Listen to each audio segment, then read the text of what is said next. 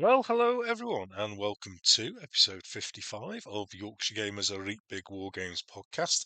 And today I am going to be speaking with Richard Marsh and Colin Rumford, and they are the authors of Rapid Fire, a set of rules for World War II that have been around for a long time.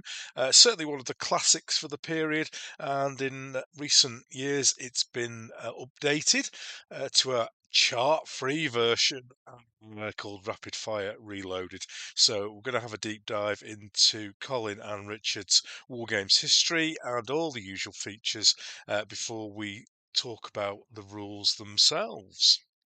Previous episode with Nigel Atta, where I spoke with him about World War One in Mesopotamia, is going extremely well. I'm very pleased with the listening figures for that. Sometimes the stuff that I've done, with the paintbrushes, etc., that's a little bit off the wall, tends to get considerably lower listening figures. But Nigel's episode is just going on par with the normal war game stuff that I do. So thank you very much for tuning into that one. And if you haven't, go back and listen to the Pro Art episode about paintbrushes and the Papals Waves one as well. They're probably two of my favourite episodes because I learnt so much from doing them. And sometimes you don't have to be totally into the content of the episode to enjoy it. So if you've got time, I'd love it if you'd listen to those episodes. I've got a few more history type episodes planned for the future, and there will be an announcement at the end of the show in relation to one of those, which is quite a big episode for me, and I'm really looking forward to getting that one out to you very soon. So back to today's show, and we had some difficulty with Richard and Colin and getting our computers to all sync up and use the right software, etc. And in fact, we abandoned the first attempt to record this episode. We just couldn't get it to work. So a little bit of improvisation going on, and Colin was recording on his phone, and I was using different programs to the ones that I normally use. So there are occasions when the quality of the audio slips a little bit, and I do apologise for that, but I would rather have these conversations out and listenable to you. Maybe they're not the quality of a Joe Rogan podcast or something that BBC podcast.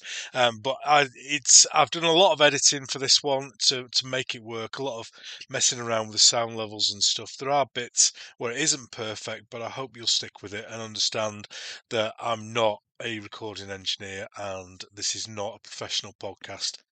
This is just a hobbyist doing his best to get some stuff out in relation to the hobby. So, Rapid Fire, as I said, have been around for a long time. They're a very, very popular set of rules. So, if you are going to be sat there painting some 20mm World War II, maybe, or whatever it is you've got on the table at the moment, I do hope you enjoy this episode. It's a long one. It tends to be when there are two guests in the room because everything has to be gone through twice, but they're a lovely pair of lads, Richard and Colin, and we had a great laugh. So sit back, get yourself a cup of tea. Without further ado, here's the interview.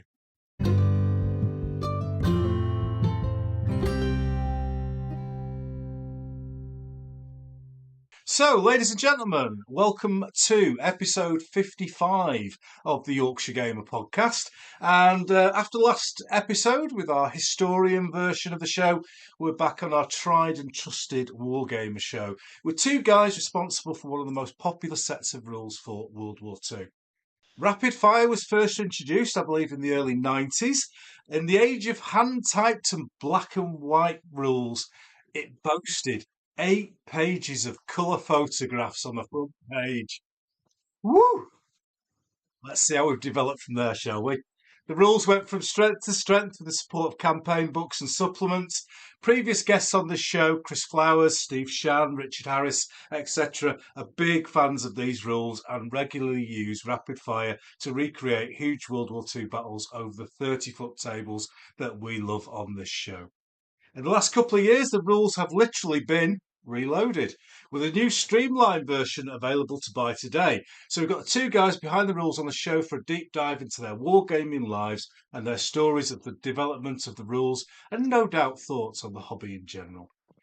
From the desert to D-Day, Arnhem to Anzio, from Poland to Berlin and beyond, these rules are favourite of many to recreate their tabletop battles. So let's give a warm welcome to my latest guests, Richard Marsh and Colin Rumford. Hello, guys. Hi. Hello. Hi, Hi. Ken. Hello there. How are you doing? We're doing well. Very, Okay. Excellent. very well. Excellent. Right, because we've got no audio on this, Richard, I'll go to you first. Your name's always first on the list. Is that alphabetical? No idea. I thought Colin always tried to shove his in first. Is there a bit of a battle going on? No. We're easy going, Ken. We really Oh, are. that's what I like. That's what I like to hear. And Colin, we've chatted a couple of times, haven't we, at various war game shows over the country? We have, Ken. We have indeed. Yeah. So I always like to get to know people. But Richard, you're down south of the avocado line, aren't you? Whereabouts I are you? am in the far south. I'm in sunny Plymouth, which it actually is at the moment, apart from the hail and the snow we had the other day, unbelievably. Wow. I'm impressed. So, you guys, up until a couple of weeks ago, you hadn't done a podcast, had you? No. No. Guilty as charged. And then I haven't listened to one or seen one even. so suddenly, out of nowhere, Guy Bowers turns up. Yeah. What can I say? I can- Stealing my guests. I can Bowers, tell you you're that in trouble. I can tell you the story, Ken. Oh, go on. I saw a guy at the Plymouth show Yeah. because he's fairly local in terms of Torquay, and I was saying I'm thinking of writing an article because it's our 30th anniversary this year. It was 94 when the rules appeared, and he said, "Oh, it's quite difficult to do that, but what about a podcast?" So that's where the idea came in, and it was just an accident of when we were available and when he was available. So yes, I apologise for putting you in a queue, which we didn't intend to do. I shall use some of my Home Office approved restraint techniques on Mr. Bowers when I see him next. just to show him who's boss. So, North versus South. Exactly. I do apologise to anyone if I start coughing today. I've got a little bit of a chest infection that just will not go. So I've got a bit of a raspy Chris Rea stroke Barry White voice going on at the moment, which I've not attracted any new lady friends as a result of, but we'll see. Excuse me. There we go. We're off again. Right. So first thing we do is a thing called the 4-minute challenge. Basically, all that is an opportunity for you guys to give a summary of your wargaming history in 4 minutes. So rather than rattling on for hours, we've just got a brief summary, and then we can go into the interesting bits very shortly. Now, we did try time and tested countdown 30 seconds at the end, and then D.I. Regan from the Sweeney telling you to shut it. But unfortunately, you guys can't hear it. So I'm just going to have to use the old method of holding this up to the screen when you get to a minute, and then you've got kind of an idea where we are. Richard, we'll go with you first, if you don't mind. Just a quick, brief summary of your wargaming history from when you were a lad. Okay, on your marks, get set, go. Well, it was playing as a kid, literally. Toy soldiers, old Crescent, maybe a few Britain's plastics on the floor of a friend's house. And that evolved from my dad building me a Lancaster and painting some of the figures to wargaming with friends, one or two, one who was particularly good at scrap building stuff. The big leap for me was when I ended up in Grimsby. So I've been a student. I remember having some sectional scenery in me one bedroom, my room at college. But there were no clubs that I was aware of. But I ended up in Grimsby because my mum, while I was at college, decided to move from Nottingham to Grimsby, her hometown. And there I met somebody called Dave Tuck, and very shortly afterwards met someone called Colin Rumford. And Grimsby, I was playing 7 Years' War, colonial, World War II, obviously. Colin and I really hit it off.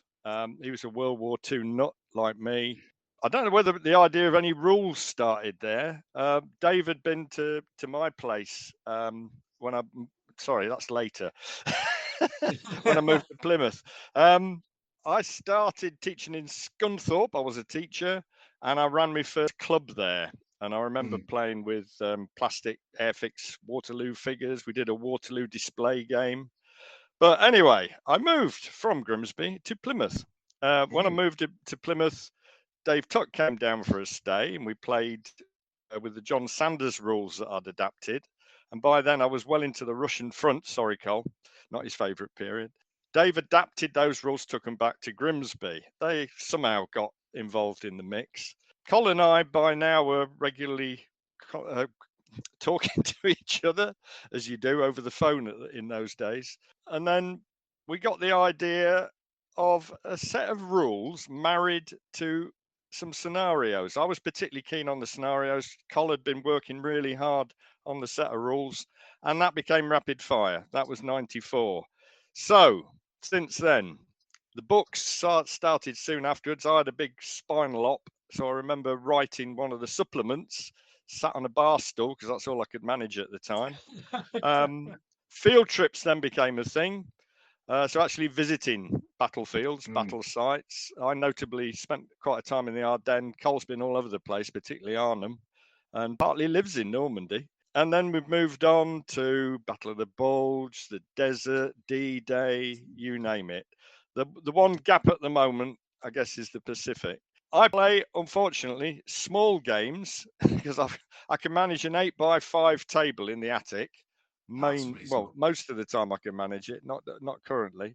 But I'm restricted to 6x4 most of the time because John Durston, who I play with most often, unfortunately, his wife is allergic to dog hair, and we now care for a dog in this house. So, yeah, big games are a bit of a rarity for me, but welcome. But I have run one with a 48-foot long table in Plymouth. More of that later. Oh, fantastic. Well, 24 seconds to go. Yeah, you can call it there if you want. I just find it a great hobby. It's kept me going, driven the rest of my family crackers for years, and long may it continue. I'm getting a bit old now, but long may it continue. Excellent. That's what we like to hear. Thank you for that. We'll delve into many aspects of that 4 minutes, I'm sure, during the course of the upcoming show. So it's your turn, Colin. So 4 minutes from now, just give us a summary of your wargaming history. Well, thank you, Ken. Similar starts to Rich. I started when I was at high school, when there was a Wargames club, after school club. And I got involved in that, and I was always involved in the modelling inside, as a kid. So then it was something to do with the models, as it were. What do you do with them once you made them? Then I got the bug then, really. And then every time it was pocket money day, I used to trot down to the Scarborough stamp shop and spend whatever it was in those days, 2 and 6pence on 3 minifigs S-range Napoleonics. I built up a massive army of about 60 figures by the time I was So anyway, when I left school, I started in the real world and got a job, and the playing sort of halted for a bit until my career, my job took me to Grimsby in 1900 and frozen to death. When was it? 1980.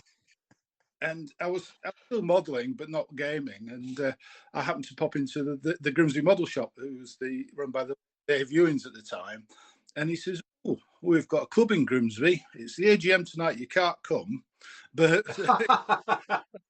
if you want to pop down next week, see what you think." So anyway, this classic line, the rest is history, really. I joined the club, met Rich, Dave Tuck, lots of other people, and they played World War II, and that was my modelling. By that time, I'd long since given up Napoleonics, although I still have the figures on my shelf that I painted when I was 13, and I haven't sold them. if anybody's interested, they don't know. But,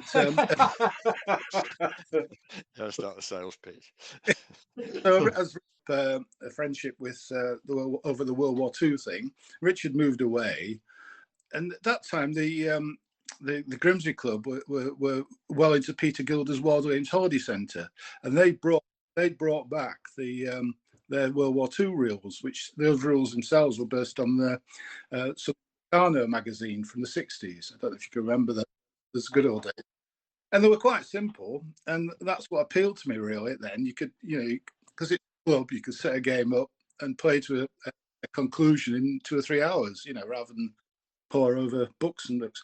So that was the formation of the rules, really, in my head. Anyway, there's lots of influences, like John Sanders, as Rich said. So anyway, I moved away from Grimsby, then got involved in. Oh, I didn't realise I'd been talking that long. Sorry, Ken. Minute. After leaving Grimsby, I got involved. I've not joined a club since then, but I've got involved in various big game organisations. That's Society of Gentlemen Gamers and things like that. And I have got involved in quite a few big games. Perhaps we'll talk about more of that later. And just sort of expanded my interest in World War II mainly. I think you're going to touch on other periods and stuff later, but that's it. And I'm just stalling now to the end of my 1 minute. Well, no, if you're happy to finish early, that's no problems at all. Yeah, that'll do. Excellent. Well, thank you, guys. It's a fun way of getting the conversation flowing by just having panic in people when they realise they've only got a minute left and they're still only 24, and there's a lot more to cover. But that's brilliant. Thank you very much for that. So gaming wise, then, Colin, have you got a setup at home at all? Richard mentioned his table earlier on. Yeah, I'm quite lucky. I've got two, really. I've got one in France and I've got one near York. Oh, nice. So I've got quite a big setup in York.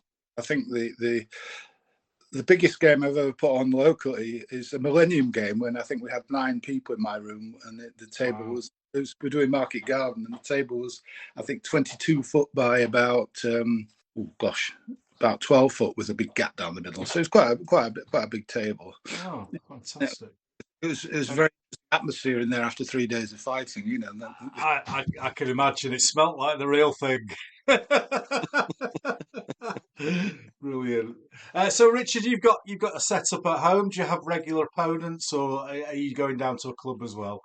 I've never, well, apart from the Grimsby Club, I've never joined a club, to be honest. I helped quite a few years back now. I helped the Plymouth Club with a couple of venues, and they were schools that I was working in at the time.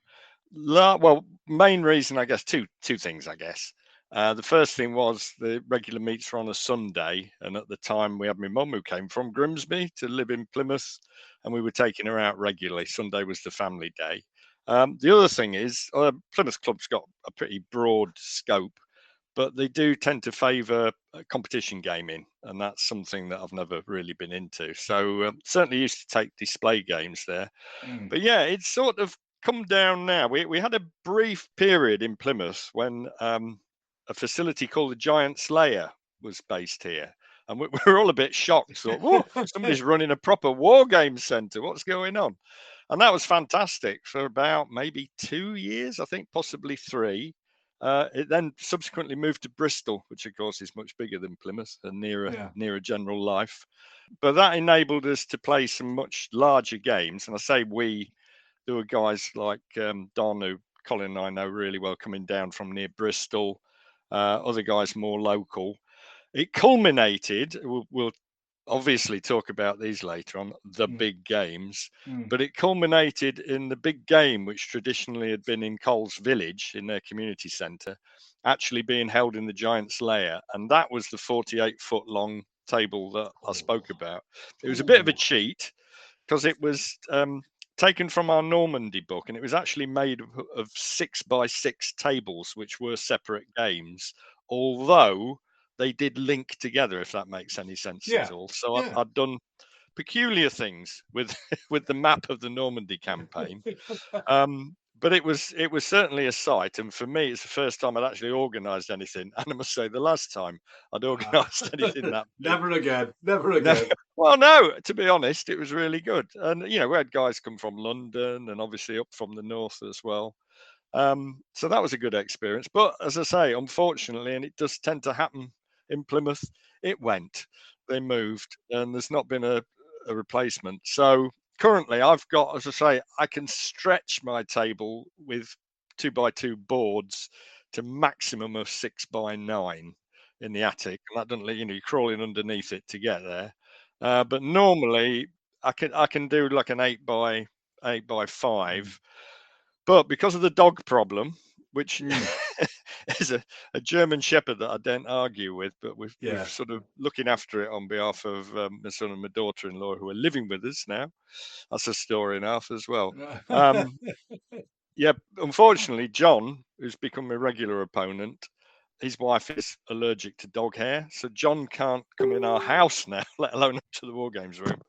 John's converted his workshop, and the max in there is 8x4. Yeah. So that's my restriction. So I'm tiny compared to Colin. Brilliant. In more ways than one, Rich, isn't it? Yes, we've never been the same scale, Ken. I'll tell you. Oh, is it like you've got old minifigs up against AB? That kind of difference. I'm his 15 mil compared to his 28. I shouldn't mention 28, should I, Carl? The fighting talk. Both of you guys mentioned going along to the Grimsby Club, and you mentioned Dave Tuck. He does a lot of writing for miniature war games. There's rarely a magazine goes by without an update from him, and he's been a big supporter and friend of the show from day one. Are you still in contact with Dave? Oh yes, very much so. I was talking to him the other day. So brilliant. we keep in touch regularly. I haven't seen him in person since about 2013, I think it was the last time I actually visited Grimsby. But Dave's got his own quite substantial setup as well in his garden. He's got his own war games room now, and a regular group that he plays with. We keep in touch. I mean, as I say, although we can't say we're isolated, it's self-isolation, isn't it, here in Plymouth, because there are plenty of other war gamers around. But in terms of rapid fire, it tends to be, as I mentioned, Don. There's Alan McCoubrey, who's out in Devices. There's Ian, who's, I think, near Poole. There's a whole group who tend to come together. The guys, in fact, will be coming together at Western Supermare, Col. Is that right? Again? Tomorrow for another big game, yes. Yeah, for another big game, which I unfortunately can't make this year. I made it last year, and it was great. And that's in the game centre in Weston, which is Jim's game centre. I can't remember what it's called now, Col. But that's a very impressive setup. My next email was to be Don to say, where am I going tomorrow? Because I can't remember where. It's off tomorrow. He's off tomorrow. That sounds typical. So whereabouts in the world are you then, Colin? You're kind of up near me somewhere, aren't you? Yeah, Yorkshire lad. Just near York, a place called Wilberforce. Yeah. On the Hill Road. Been here for quite a while. In fact, the prime motive for moving to this particular house is it's a bungalow, but when we were looking for property for a move, it was attached to an import-export office, as it was at that time, bolted onto the side of the house. It was all wired up for telexes. So Kevin had thought, this has got potential. So I went back for a second viewing. I didn't look at the bungalow, but I looked at the offbeat. Typical. But there it is. That's the room, but the main room. Basically. Did you mention the War Games Holiday Centre in your intro there? Did you have an opportunity to visit it while it was open up near us? I went once, but it was after Peter Gilder had passed. It was when Mike White owned it, I think, and it was for you might edit this bit out, I think. When they'd restarted World War II and they were doing their first market garden campaign up at the War Games Holiday Centre, and they were playing some rules called Command Decision. Ooh. Well, I never felt so dischuffed with the set of rules I've ever played in my life, to be honest. Nothing wrong with that. Although, but out of badness comes goodness, and that was one of the driving forces to say we can do better than this. Yeah. We can write a better set of rules, Yeah. and which people can use in a big game and actually have a bit of fun with. Yeah, You know? yeah, exactly. And what did you think of the setup up there in that big shed in the back of the garden near Scarborough? Well, it was good. Yeah. The room was good. The space was good. But as I say, it was their first World War II game, and the models we were playing with were disappointing, given the fact needed development is, I think, what you were saying there, Colin. Yeah, I think 30 core consisted of about 6 Sherman tanks and half a dozen Airfix Matador lorries. You know, that was about it. You know, it was not the best, but. You know, yes, development is the cost, and of course it's a completely different picture now. It's past hands, hasn't it? It's moved on. Yeah.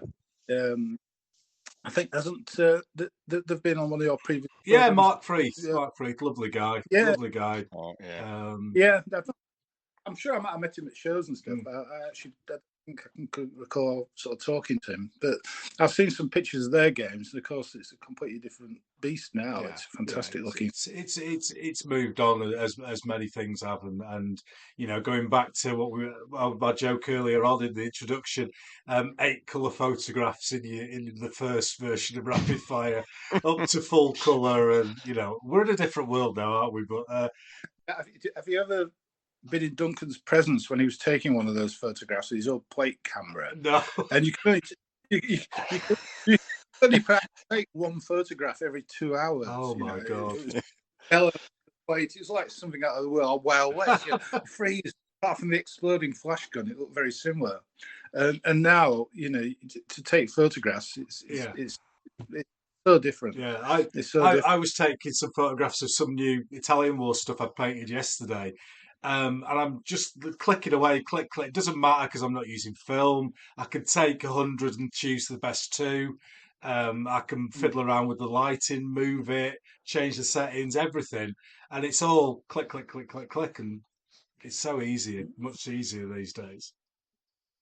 Yeah, which is helpful to somebody like me who's got absolutely no clue in photography. So we do our own now. Mainly Richard, you know, he's in his attic.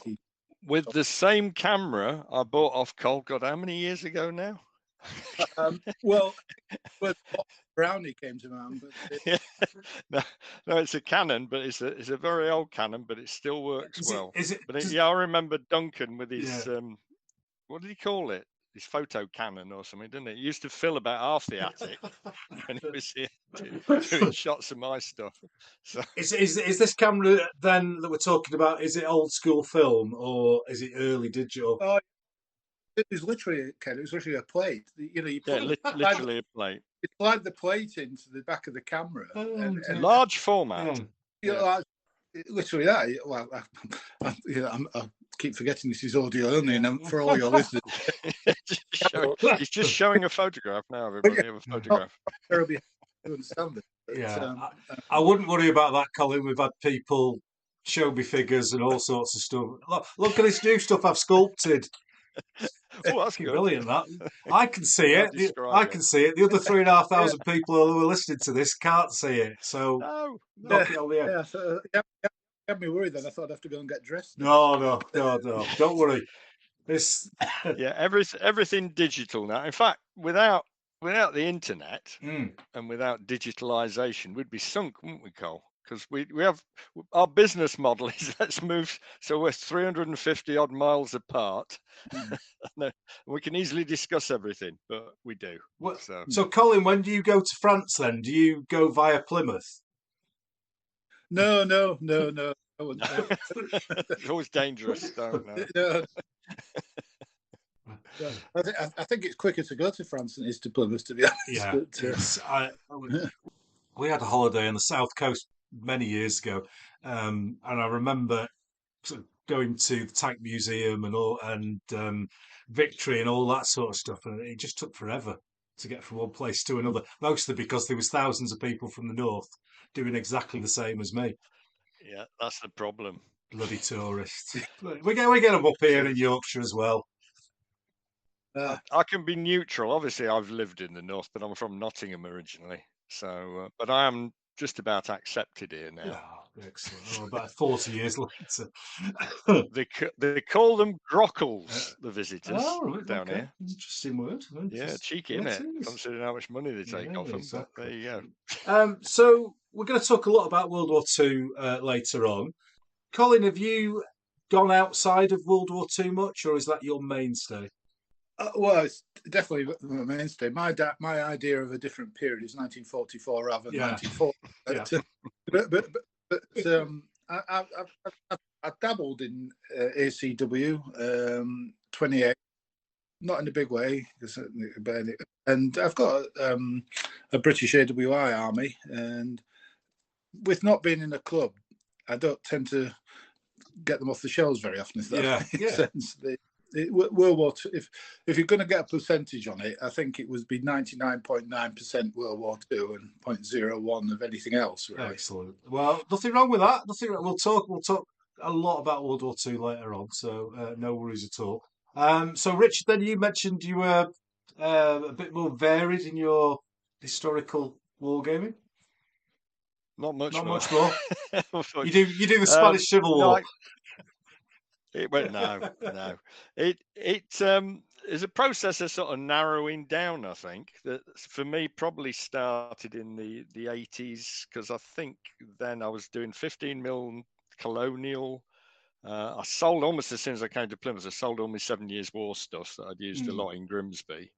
But it obviously, once the rules came out in '94, a lot of your time was spent painting, making stuff, devising games, play testing, and that really absorbed all the time that was available, because I was still teaching full time then. But about 3 years ago, I guess, I acquired a box of Warlord Russian Napoleonic infantry. And as it happens, my son married a Russian girl and was indeed living in Moscow until Mr. Putin did what we know he did. And that's why they're with us now. But I thought something clicked. I don't know what it was, because these are 28mm figures, Cole. Sorry.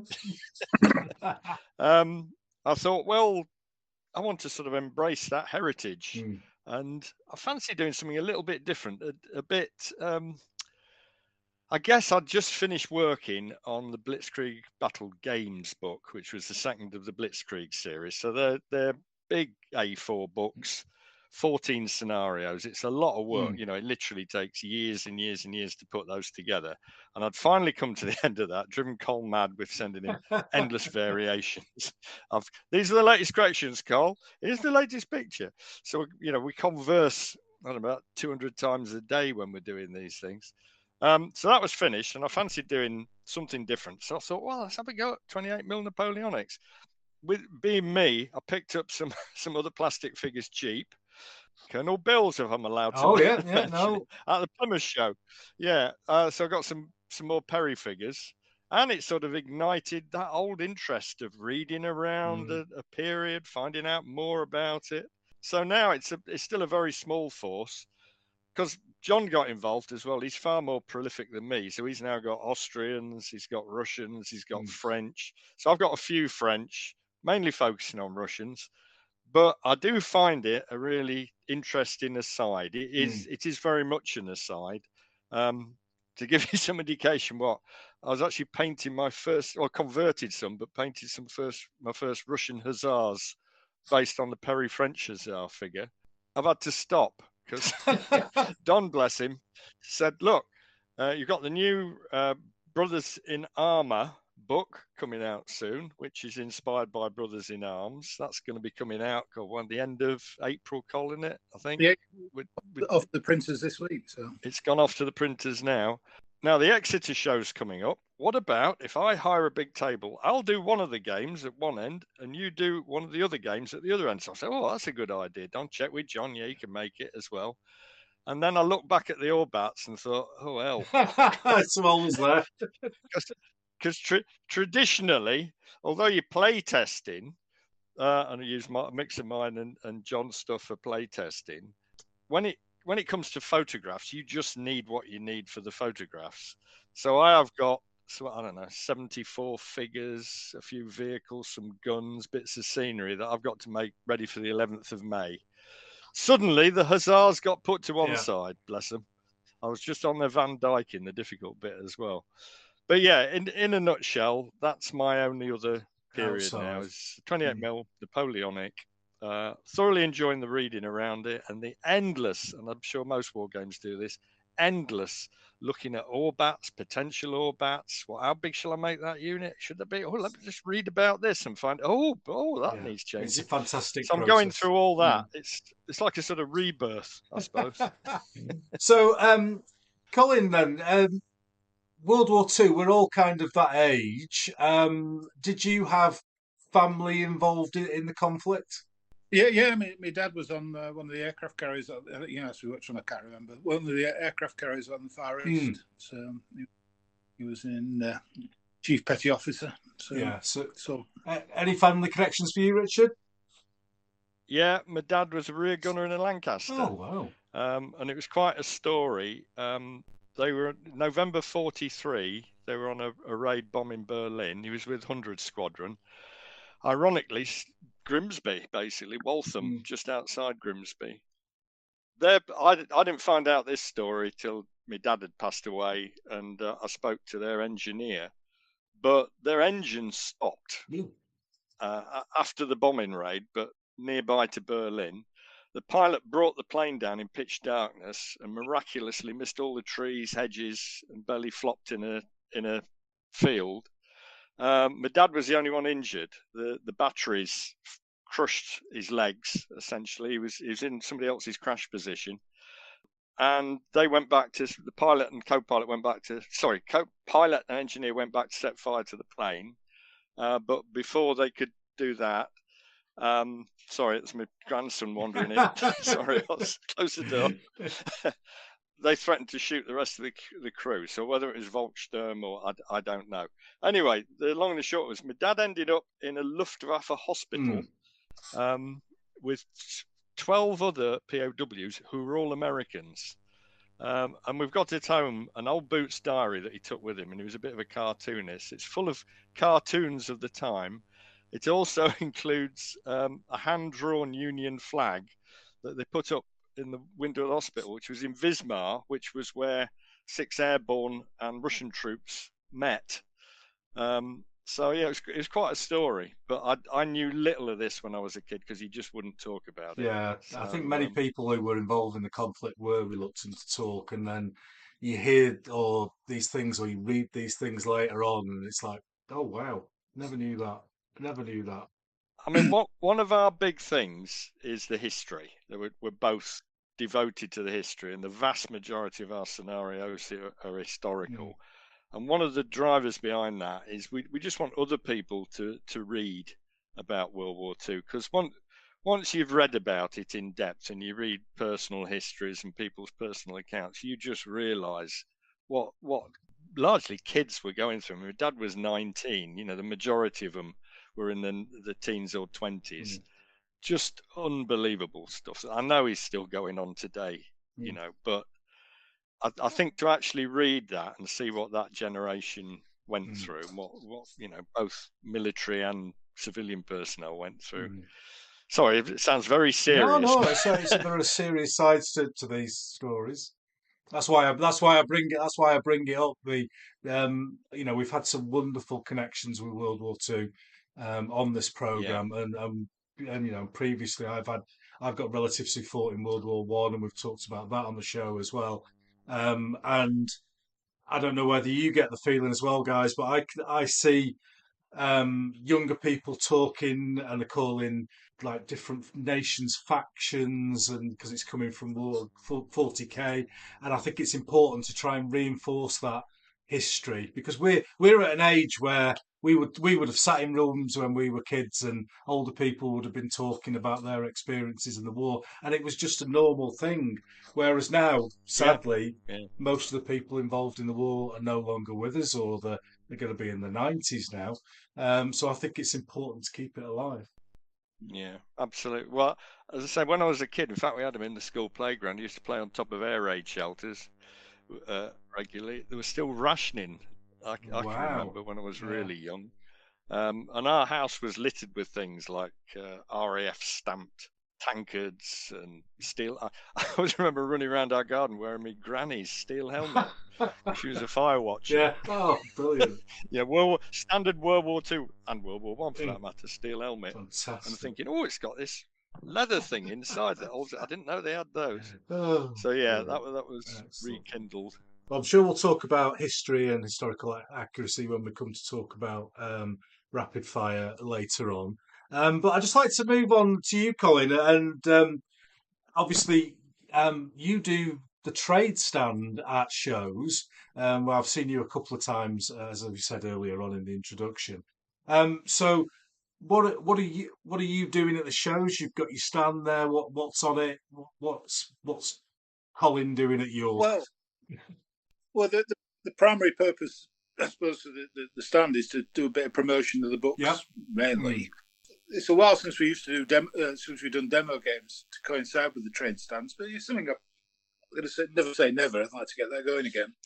But we sell stuff that sort of complements the system, if you like ready to roll, solid resin vehicles, easy play, and things like that. And I've got my own range of plastic soldiers, Valiant miniatures, which I try and promote as well. So I do bits and pieces. And recently I've got back into painting a few buildings to sell. Oh, right, okay. I suppose at the height, I think one year I did 30 shows. Wow. Which was a bit of a balls ache, Yeah. really. I think I'm down to about 5 or 6, and that's pushing it. So the miniatures that you sell then, are they your own range? Where have they come from? Yeah, it's a plastic range, and people often say they're larger than normal 20mm figures, but that's because they're actually modelled on me rather than Richard. So. And yeah, I love them. And is that range then? Is it specifically aimed to one period of World War II, or are you covering the whole? Yeah, late war, sort of 43, 45 primarily, and most of the vehicles that fit into that sort of period as well. There's another early war vehicle you can sort of pick out the range, but that's it. Most until Richard had done his Blitzkrieg stuff and the desert stuff, most of our books. Recent books be aimed at the late war period as well. So, so if you are at a show, bob along and see Colin if he's there. If you're lucky to catch him these days, now he's reduced his. So I've seen you at York and Partisan. Which other shows do you do? Well, I just did Hammerhead for the first time. In fact, that's we bumped into each other again. And I've got in colours this year. Later in the year, doing St Helens in June. So 4 more books for the rest of the year. I might slip in another one. But we used to love we used to combine these things with the venue, really. Like we used to love the Tank Museum at Boynton. Show there. It's just the setting. So right. Yeah, it's a perfect place for a game show, that is, isn't it? Lovely. Well, what we'll do is we'll draw a line under this first part of the podcast. We've been going for more than an hour, would you believe? So it just absolutely flies by. So we'll have a quick break, and then we'll be back with our big game section very shortly.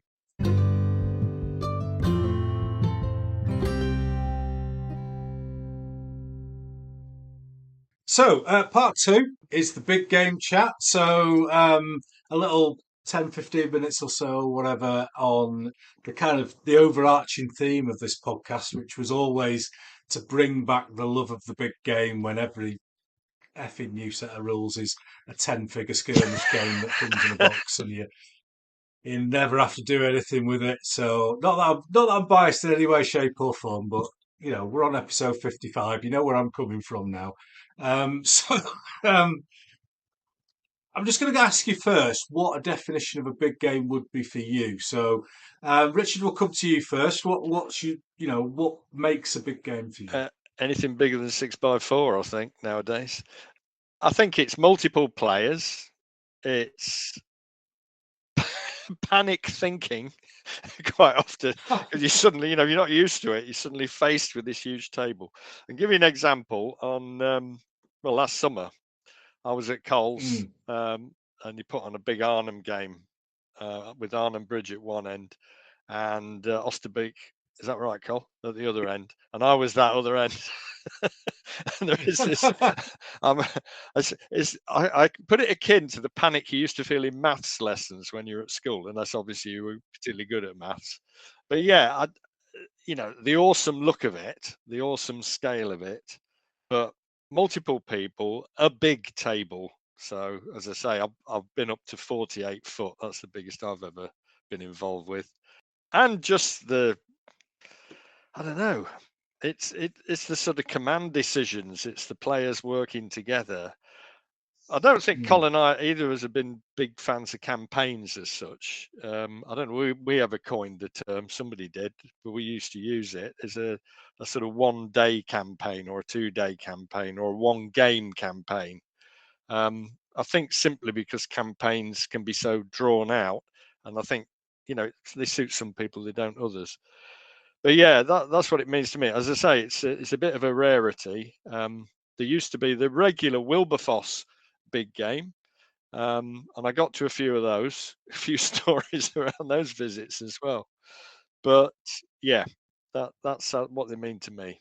That's it. So, Colin, yourself, how would you define a big game? Much the same, but I think to me a big game is not something you just roll up and play on the day. No. I think it's something that takes often months of planning. Getting your head round who's going to do what, because all our big games are based on historical things. It's like a mega scenario, but with multiple players. Most of the scenarios books are not multiple games as such, although they're suitable 4-6 players or something like that.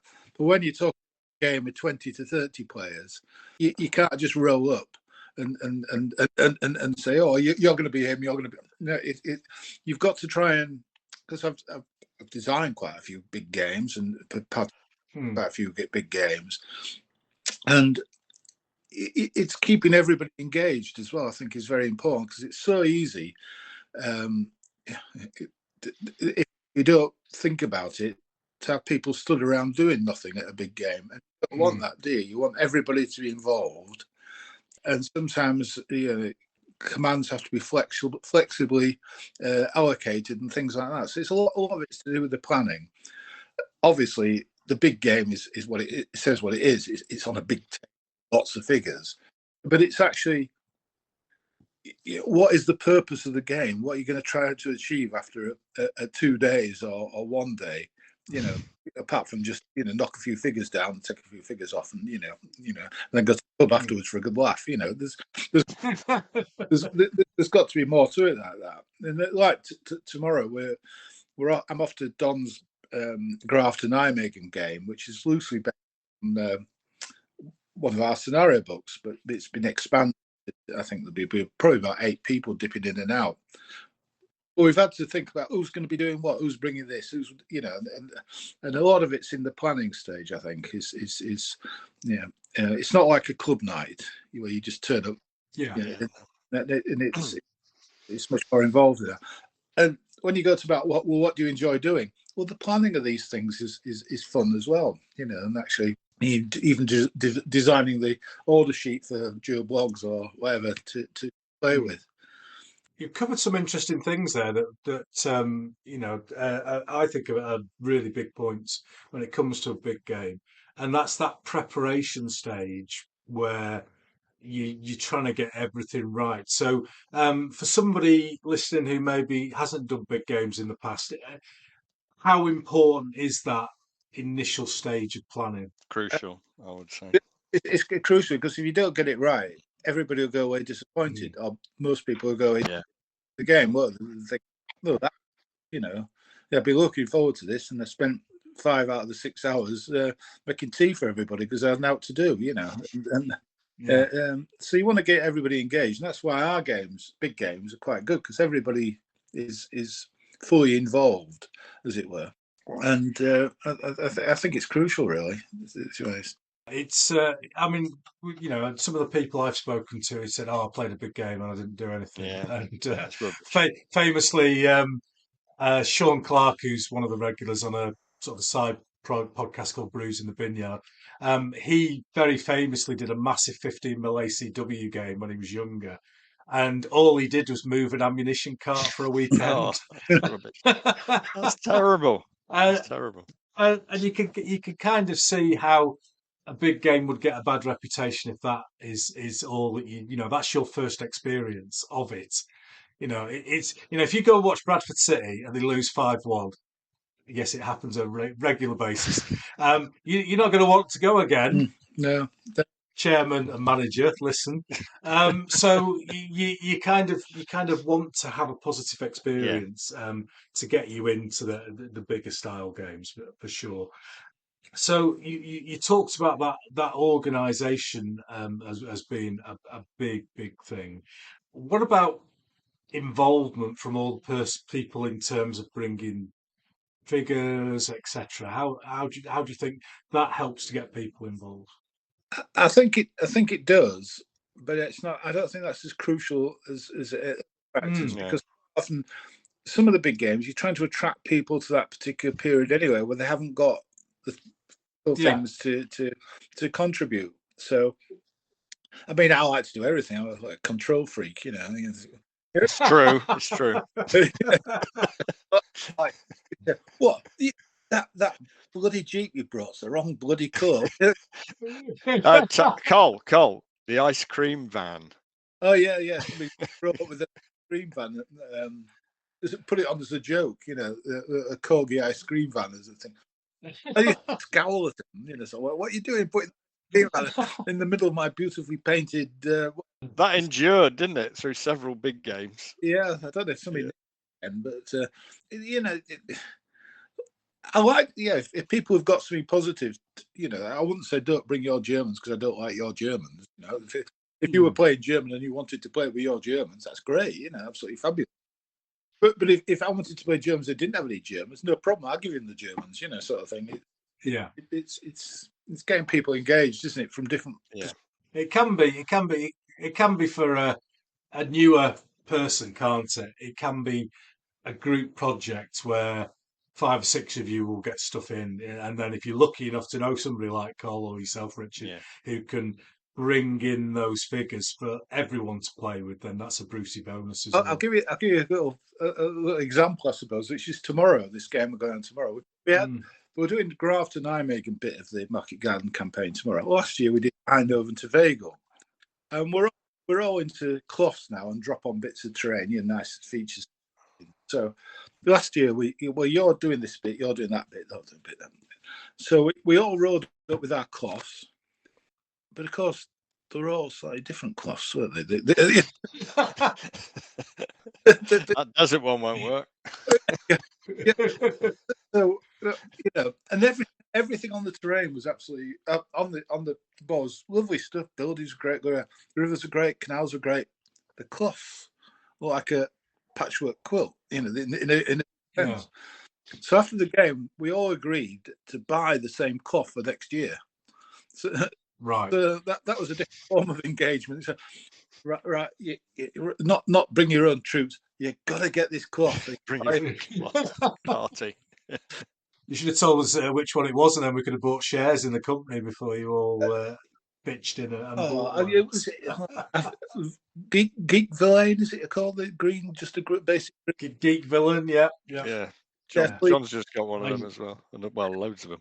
Yeah, I don't know. Don was in shares. Don went away from the game last year and said, "Oh, I might be able to get a discount. How many do you want?" So I think he ordered about 10 of these 6x4 cloths or something, and distributed them. Hopefully, people haven't learnt them or wrapped the gearbox in the car in them or something. Or it looked like we come from the same planet, So earlier on, Richard, you were talking about your 48-footer. Yeah. So what's your? We sound like a bunch of fishermen now, don't we? Oh, you're in Plymouth. That was a really interesting one because I think that was the first big game I'd organised as such or been central to, and it was obviously in Plymouth. And you couldn't make it. You weren't there, were you, Cole? I don't think. No, I wasn't invited. Thank you for that.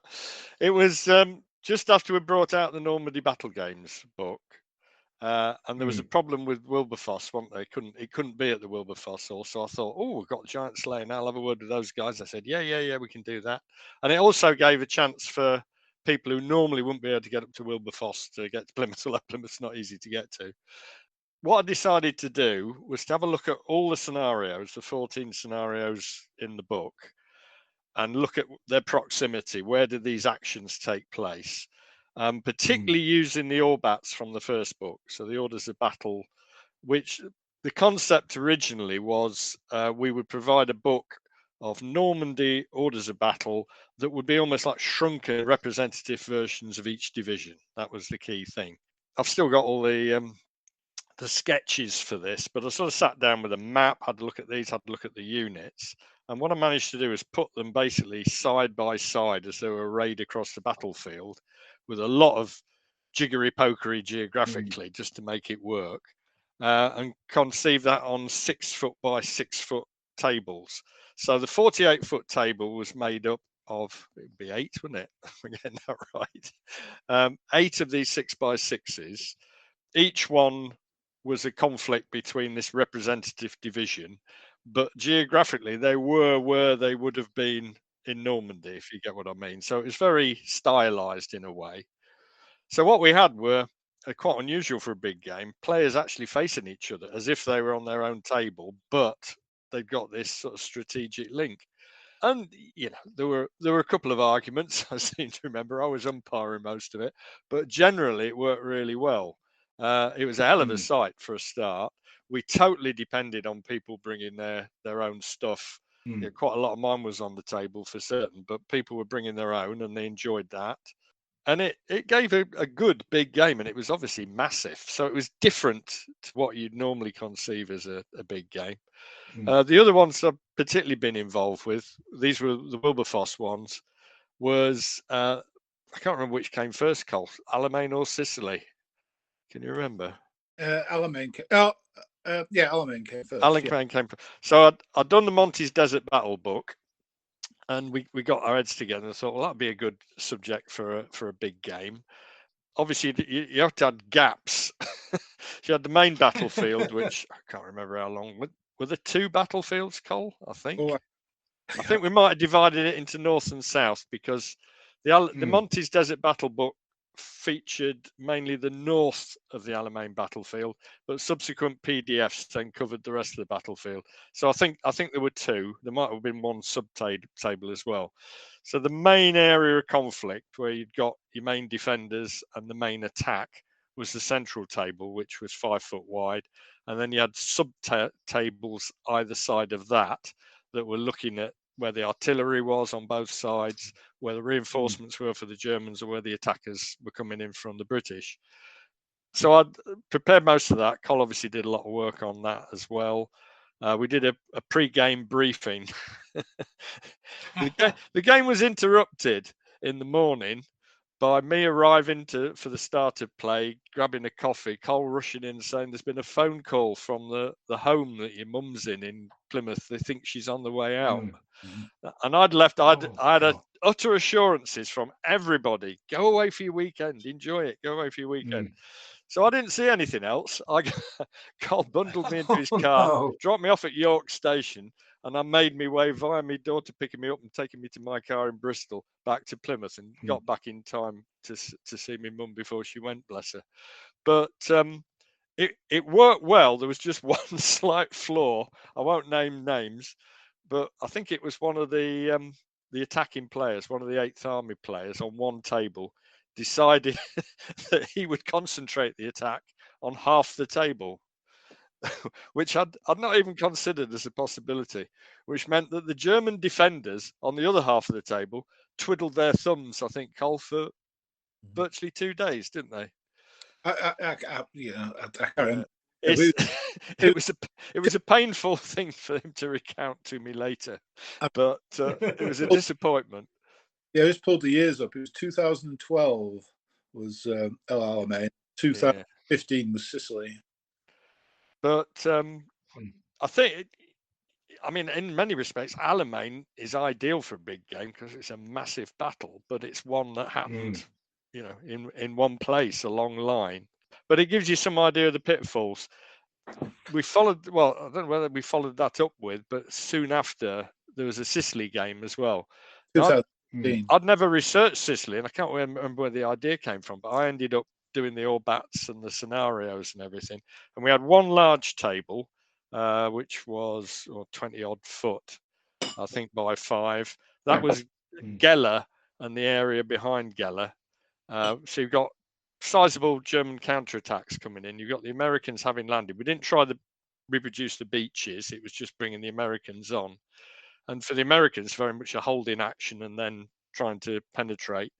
Then we did Primasol Bridge as a separate table. That was interesting.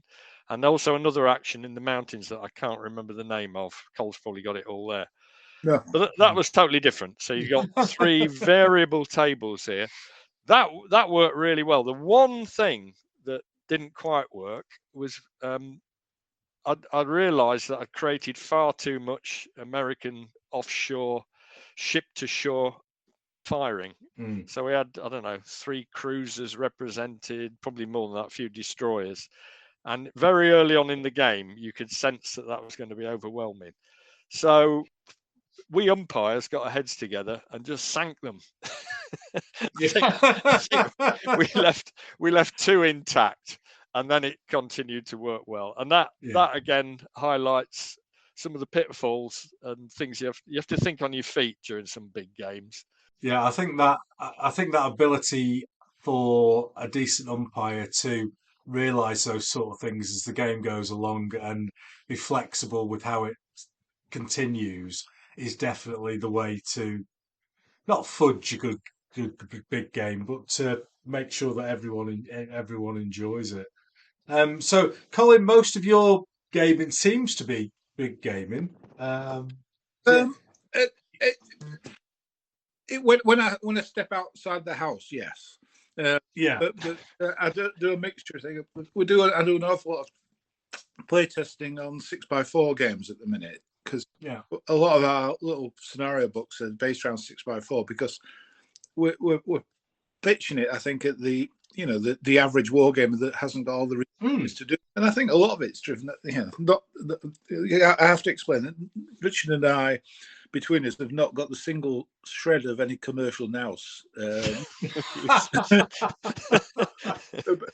But I'm really into. I love making terrain. I've looked at the traditional terrain boards and stuff like that.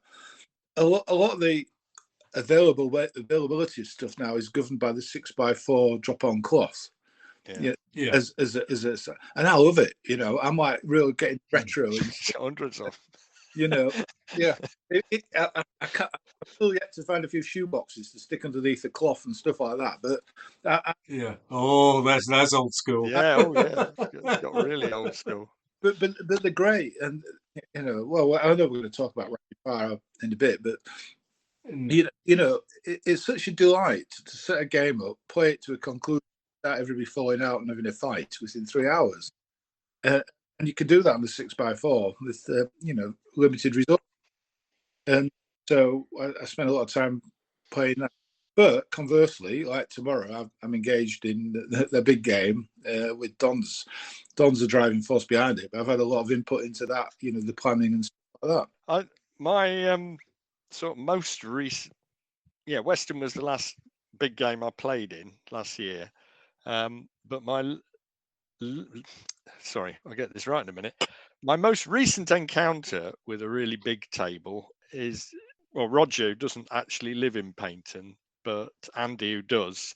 And Andy's got a 12x12 table, which I'd never come across before, and I don't think I've come across since. But I actually saw it again because very kindly the guys gave me a lift to Farnborough for Warfare, which was November, wasn't it? So I saw the table again, and I must get there for a game sometime soon when I can find the time. But it's basically a square in the middle. It's for access. and 12 by 12. And as they are constantly telling me, and I know they're right, it creates all sorts of issues. Now, these are for their regular games. So I'm not saying they're always playing on the whole of the table, but, you know, it introduces things like, obviously, on table medium artillery can be used, and that artillery can get out of range. Outflanking maneuvers have far more meaning, and so on. And that's, you know, we know there are people who are, well, Cole's got a big space, who can house their big tables for big games. But yeah, it's all part of the wargaming experience, I guess. And we move on. I in fact, I can't remember why I got it. It must have been the early days of going back to cloth, because as I said, when I was a student, I remember having my first sectional scenery in my pokey room. Well, not that pokey, reasonable sized student bedroom, but I didn't transfer much of it from Grimsby to Sheffield, where I was at the time, for obvious reasons. But that was my sort of first motivation here. When we moved to this house, got the attic room, thought, right, I'm going to build all my sectional scenery on chipboard, etc.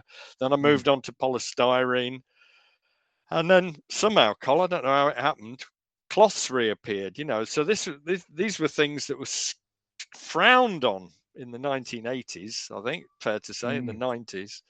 But they are so much more convenient. So in my particular case, I sort of circumvented fortunately, because I wouldn't be able to afford many of them, the printed cloths, and was in a fabric shop in Tavistock, just outside Plymouth, thinking, I could get some cloth. Well, I could get some green baize, but that would look like the snooker table that I remember having my first war game on. So that's no good. Yeah. And then, what about teddy bear fur that everybody seems to be using? And suddenly it was like, you know, one of those moments, the light shone on this roll of green teddy bear fur. I thought, well, that's not a bad green. It's not garish. It's, you know, it's not particularly olivey, but it's okay. So I bought, I think it's about 21 feet of it. That's all they had left. Sinisterly, the shop has since closed. So I don't know whether I was, you know, I won't be able to get any more.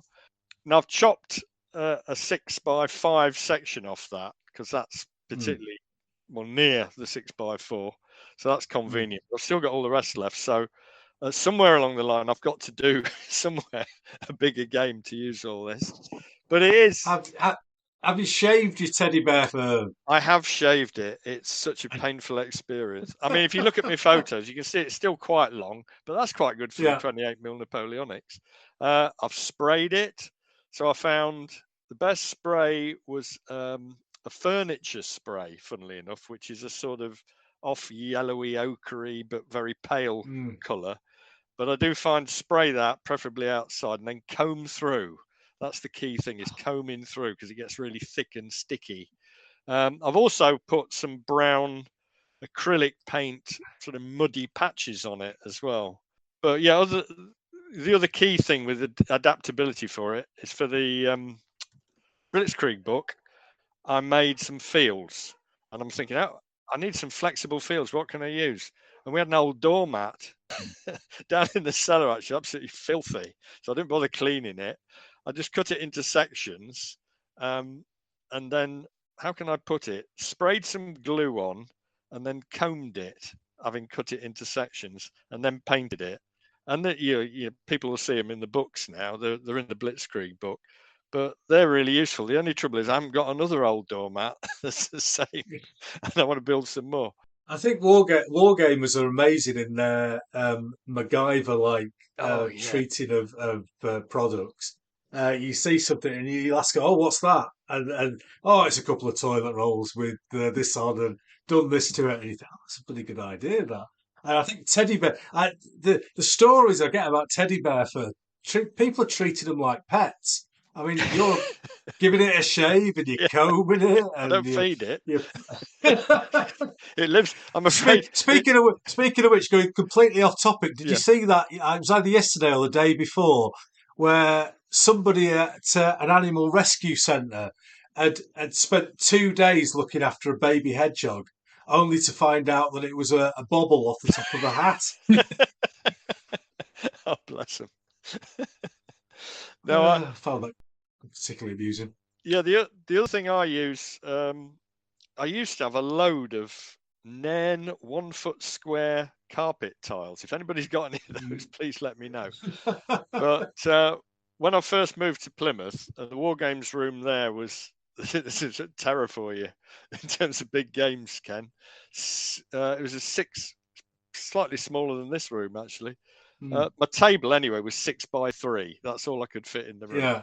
And I sat one side of it, inspired by John Sanders' Introduction to Wargaming book, where John had done a similar thing, sat to one side. But it's much easier to move your stuff around, albeit it's a bit narrow.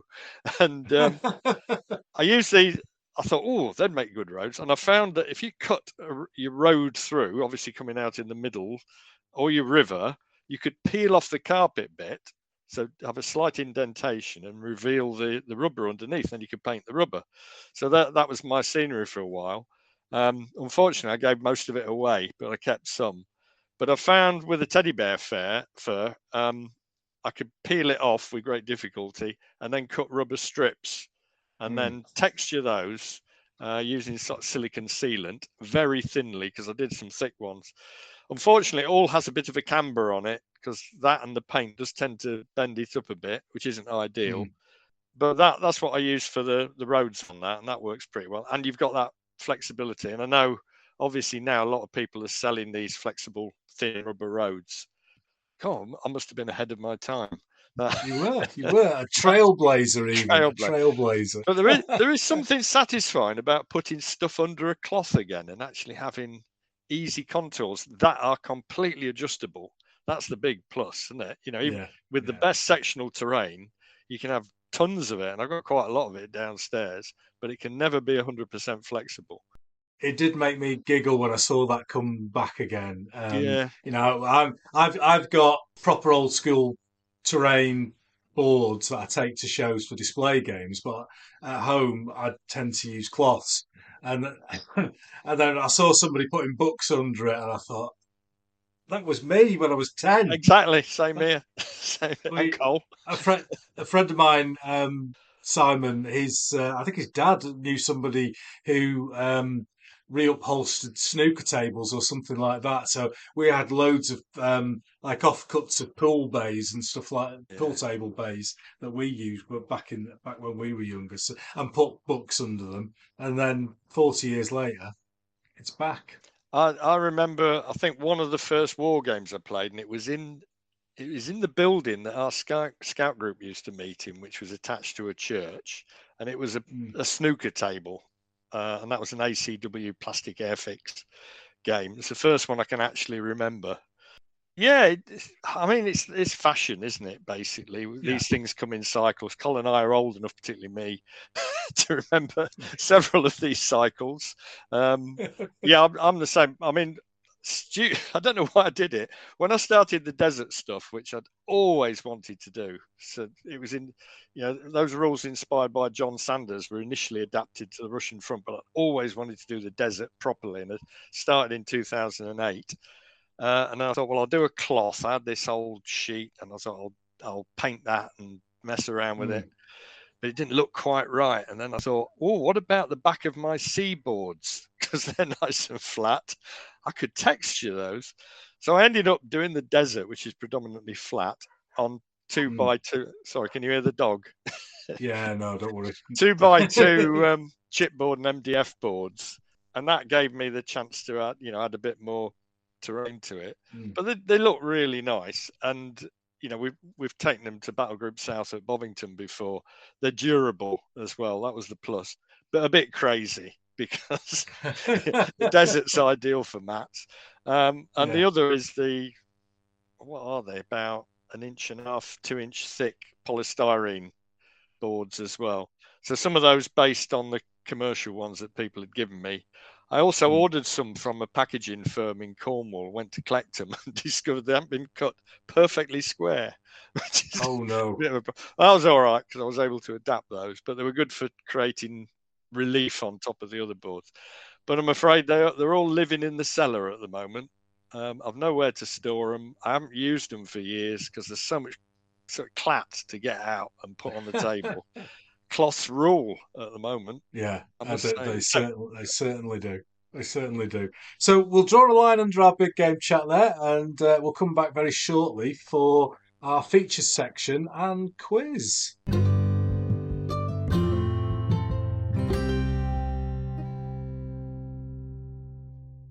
We are ready then for part 3, which is kind of a multi-featured thing. It started as a quiz and then kind of grew legs and arms and head and various other bits and pieces. But the usual disclaimer before we start this, there's some massive regional bias in some of the questions, which I really don't care about.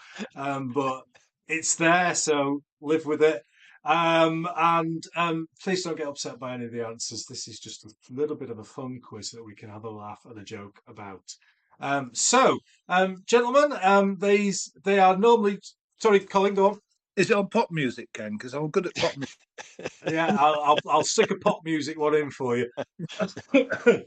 Although somebody did ask us once, we do like a panel quiz show and Christmas, and one of the questions that was sent in was, which version of Only You do you prefer, the one by the Flying Pickets or the one by your zoo? So we have covered obscure 80s pop music in the past. But these are all war games related, and they're normally yes or no, or kind of a one-word answer. And if you want to have a chat about any of the questions as we go along, then please feel free to do so. So what I'll do is I'll ask each of the questions one at a time, and I'll come to Richard first, and then to Colin, and we'll see how we get on. So, question 1 then, Richard. Go big or go home?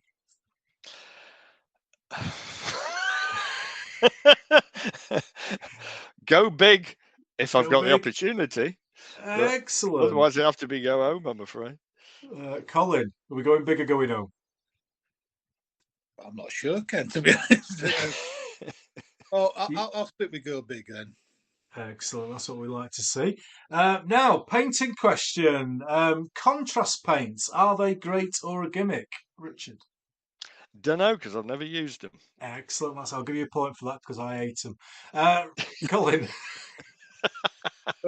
If I hate them too, Ken, do I get 2 points? If you what, sorry? If I say I hate them too, do I get 2 points? Yes. Yeah, I'll give you an extra point for that. Well, I've never used them either. So. I've never used them either. Right, top tip that I always give out at this point when people haven't used them: put some water in your ordinary paint, and you get thinner paint. Exactly, and it's cheaper. On the other hand, don't put water in enamels. No, don't put water. No, that's a good. That's a top tip to take away from the show. Don't put water in enamels. Right, so paintbrushes. Are you going for first regionally biased question coming up? Yeah. Would you go for posh Southern Winsor and Newton or Yorkshire made quality pro art? Oh, Richard. Cheaper the better. Yorkshire every time. Excellent. Colin? It's a shame the works there's a pack of 16 for £5 anymore. Oh, that's me. I have one decent brush, Yeah. and then loads of expendables, I suppose is the best way I can put it. So you've got like prime Russian sable and then rat's hair. Oh, well, I wouldn't go anywhere near Russia, so it'd be a rat's hair every time. I think rat's hair is a bit luxurious, actually. Colin's favourite brush at the moment is about 4 inches wide and covered in emulsion. Yeah. He's been doing a lot of decorating. This is for the Scarborough place. This is for the Scarborough bit of emulsion. Bit of emulsion. He said there's no room for a wargames table, but I bet he'll adapt something. It'll be a drop down from the ceiling or pop out the floor or whatever. I remember years and years ago watching a documentary on Sterling Moss, and he had his kitchen was upstairs, so they would cook all the food upstairs and then lay it out on the table, and then he would press a button and the floor would open and the table would drop down into the living room. And I've always wanted that as a wargames thing. He was into his gadgets with Sterling. That's for certain. He was. Oh, if he was a war gamer, imagine what we could have. That would be ideal for our current situation. It's, Although I'm a bit fearful, our attic hasn't got an RSJ in it, so it could actually happen. But you'd probably be in bed when yeah. it dropped So down. yeah, a non-arranged version Yeah, of unarranged. of Good the for set. power drops, though. Yeah, very true. Very true. Oh yeah, there was the classic, wasn't there? I can't remember what set of rules where you'd stand above the table with some paper and drop it. Oh, we do that. Hey, Is that you? Still, that's yeah, current. That is so. What was the word? Current. prescient. Wow. So of the moment is that, Ken? You know, Oh, if is you it? Excellent. squares on a ruler. Come on, 1 inch. Brilliant. Reloaded extra with Yeah. This a is what we return like. to the paper drop. And personally, I love it. I Yeah. love dropping bits You've, of paper you've all over got the no table. idea. Going back to planning big games, I've put out 1 inch squares for an entire 82nd Airborne Division that are going to drop around. And that happened last Easter. It took me about 3 hours to print and cut off the squares for the ruler to drop onto the drop zones. Fantastic. Hints for players. First of all, check the windows are closed. D-Day. B, Yeah. switch all your electric fans off, and don't let anybody near it who's got a cold. Yes. And then you're all right. Yeah. How did the Polish airborne end up on the wrong side of the river? Oh, Dave sneezed. Particularly large fart could do it, I suppose. Oh dear. Question 4. 96 figures. Is that an army or a unit of pike? Richard. For my Napoleonics, an army. For Yeah. World War II, unit of pike. Except I haven't got any. Right. Okay. Colin. Well, for the latest edition of Rapid Fire Reloaded scenario books, it probably constitute a scenario. Yeah. Right. Okay. Good answer. Good answer. Question 5. 6x4. Is that a big table or a small table? It's a small table. Colin. I would say it was. I would say it's a popular table. Yeah, that's true. Ooh, diplomatic. Very, I isn't it? actually said it. I actually said in my first episode that it's an average table. Yeah, well, yeah, I nearly said that, but I thought, Yeah. nah. It's in the middle. It's not big or small. But Yeah, somebody got really upset about that. Oh my god! why? Because I was being disrespectful. To what? To what? Oh, well, what have I done then? No, don't be worried. Don't be worried. I fought back. I would add, my caveat to that would be it is nevertheless the size of the table that I'm playing all my games on, and I've been doing for about the past year and a half. I think one of the problems that I've had with is that some people equate me saying big with better. I'm not saying it's better. I'm just saying it's bigger. It's bigger, small. It's size. I've had as much fun on a 6x4 as. Be careful where you're going with this. We don't want those stories, Colin. Come on. When it goes on.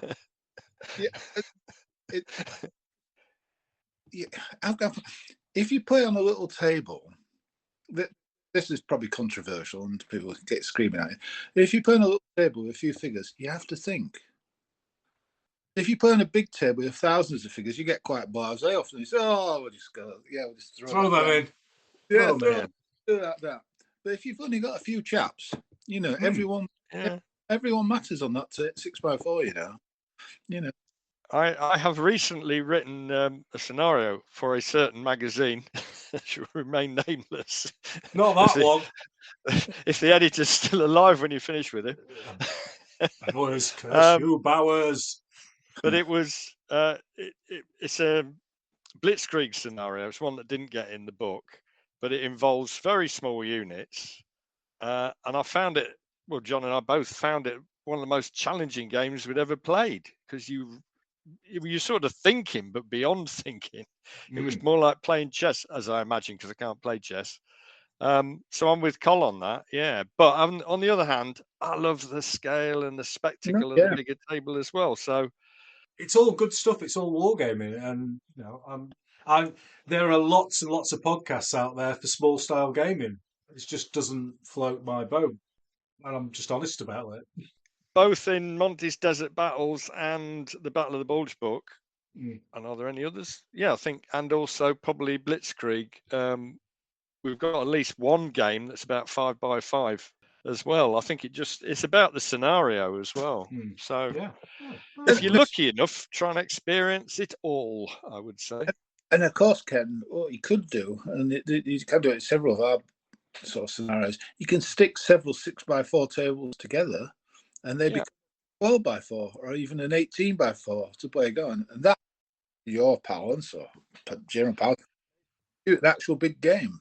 Yeah. And how big was your table? You know the one you had in your old house with the adjustable lift up bit. How big was that when it was down? Because that wasn't huge, was it? The old house. How far are you going back, Rich? You know, not this house. Well, which house we should be saying? When I first came to a house that you lived in, you had a carpenter built table, didn't you? Oh, yeah, that was only about 7x5, I think. Max. So that was fairly small, wasn't it? That's with the flap up. You know, it was more than that, and you couldn't get around one side of it. So, I have that trouble sometimes. So, question 6 then. Points-based army or an historical order of battle, Richard?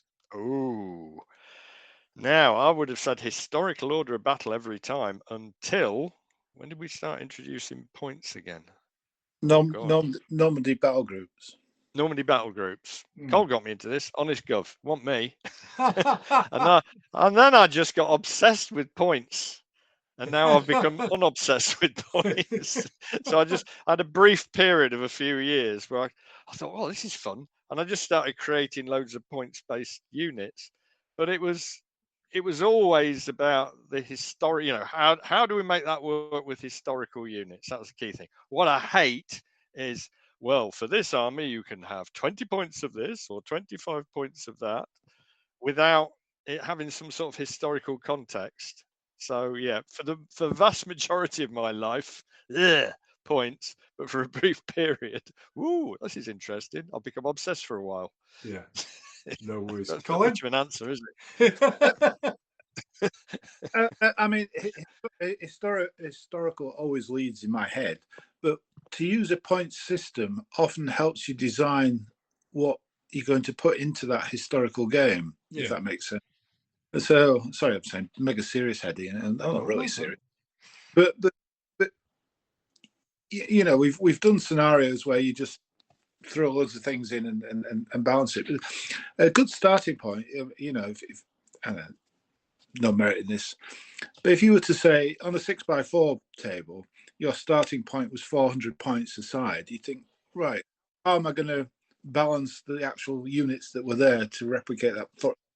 Talking gibberish here, but we from Normandy battle groups, we developed Normandy battle games, which there were historical games played with point-based units to give a balanced game. You know, sometimes you'd alter the win criteria to match the fact that that those bits missing or whatever.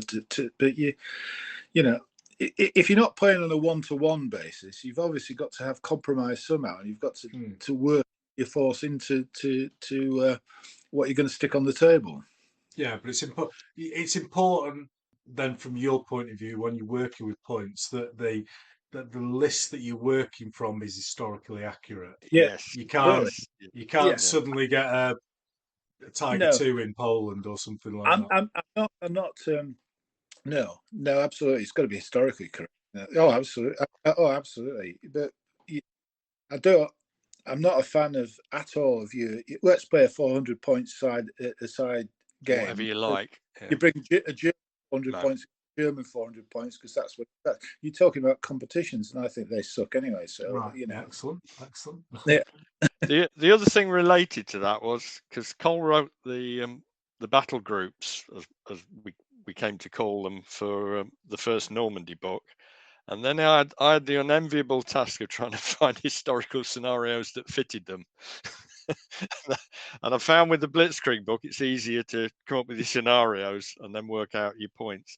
So yeah, I mean, our battle groups are still a thing, which are points based, but they're all historically likely. That's Yeah. the thing, and we limit how much change you can have. So as you say, having all tigers or all this is not consequent. In fact, I think one of the reviews of the book stated that they said they liked that way that it was kept historical. But yeah, at the end of the day, people are playing a game and both sides want to have a chance of winning. That's the other thing. So to get, I would think scenarios is all about balance. It's all about trying to create a balance that give the players an enjoyable experience. A bit like you don't want people left out on a game on a 123-foot table Exactly. because it's just miserable. Pushing an ammunition cart around for 2 days. It's horrible. It's horrible. So, question 7 then. Mixing your paints. Do you use a wet palette or an old bit of MDF? Richard. I use usually the top of an empty ice cream carton. Oh yeah, that's good. I Yeah. like that. Colin? I use either a bit of hardboard or the screw tops off the top of a milk plastic milk carton. They're my two favoured. Both free, ladies and gentlemen. You don't need to pay £45 to Army Painter for a massive wet palette. Listen to these people. They know what they're talking about. Right. A wet palette for me is when I've knocked me marmalade jar of water over. Yeah, exactly. Exactly. I only discovered what one was about a week ago. Ah, right. My palettes tend to be wet. They're a bit of a butt of jokes on this podcast. I can imagine. And when they were quite popular when I started, but now they seem to be waning and going downhill. And a lot of people who used to use wet palettes have gone. Because basically, if you're using acrylic paints, basically 2 things are involved: some paint and some water. So they're always going to be a bit wet. Yeah, I mean, the favourite one is, you save loads of paint because it's always damp. But the 2 bits to that are: 1, put less paint on, top tip, and 2, I paint a shitload of figures, and even the really like black and khaki, the stuff that I use all the time, I get through one of those £2.50 pots every couple of years. Yeah. So, how much am I saving? Not 40 quid for an XL. Salutary tale. My grandson, who's 5, had his first friend round from after school. Little girl. When was it? A couple of days ago, and they wanted to do some painting. Unfortunately, we haven't bought any watercolours, and he's been used to sitting on my lap in the attic and painting stuff with Vallejo or Humbrol or whatever acrylics. So yeah, talking about getting through a lot of paint. When it got to the point of, I want some more blue squirt. I want some more gold squirt. So yeah, I'm due for a resupply. Due for a reel. So undercoating figures then. Do you go black or white? White. White. White. White as well. Every time. White and bright. Question 9. Again, we are on. Oh, Colin's. Is he letting the dog in? Oh, he's got a brew. He's got a brew. Oh no! Look at that. Brew. That's Captain Picard stuff. That is. How did that appear? I'm going to text my missus now and see if she'll bring me a brew up. Yeah, I didn't help bring the shopping in just now, so I'm doomed. Yeah, I brought the shopping in yesterday, and I went shopping as well. So let's do an experiment live on the podcast. See if I can get a brew. Question 9 is a massively regionally biased one again. Go on, so this is hot drinks. Would you have Yorkshire tea or dirty, mucky coffee? Richard. Oh, Yorkshire tea. Good lad. More commonly. Actually insulted you asking me that question.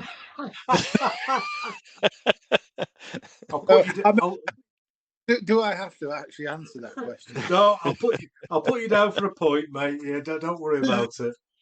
Yeah, you're far enough north not to be questioned. I know people can't see it, but I point to Exhibit A in front of me at the moment. It's a mug, but it could have anything in it. Probably whiskey and soda. No, orange squash. Right. So, just so everyone else you can see, any chance of a brew? Send. Right, that's medical Please. experiment number one. If it doesn't go well, it's been lovely talking with you, gentlemen, and it's been fantastic doing this podcast over the last 3 years. Ah, dear. Right. So, Wargames units. If Yeah. it's historically accurate, and I know we call you're mostly World War II, but do you like your figures tightly packed or socially distanced? If it's relevant, God. like on your Napoleonics. Yeah, I like as socially distanced as possible. Okay. Not too close. Cole?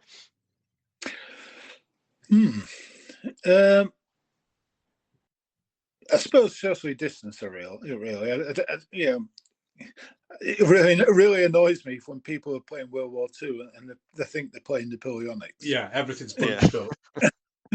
Or tanks track to track. Yeah, they're not attacking in column. If the Panzer Grenadiers usually they're a bit more spread out than that.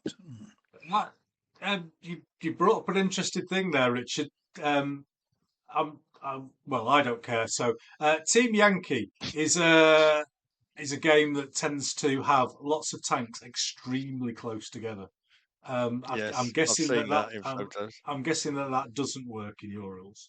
No, I hate that. That. We've had some scenarios, specific scenarios, where tanks, say in a line on a road, have had to be fairly close together, but usually for very specific reasons. But yeah, generally, I just don't. I mean, I wouldn't berate anybody for it, for goodness sake, particularly if they're starting off. But yeah, I mean, rapid fire is normally scaled 1 to 5 for vehicles, so each vehicle is representing 5 anyway. So you could say, well, doesn't matter, but it just doesn't look right. So you want a decent bit of space, particularly for World War II, because a lot of people have written about the empty battlefield.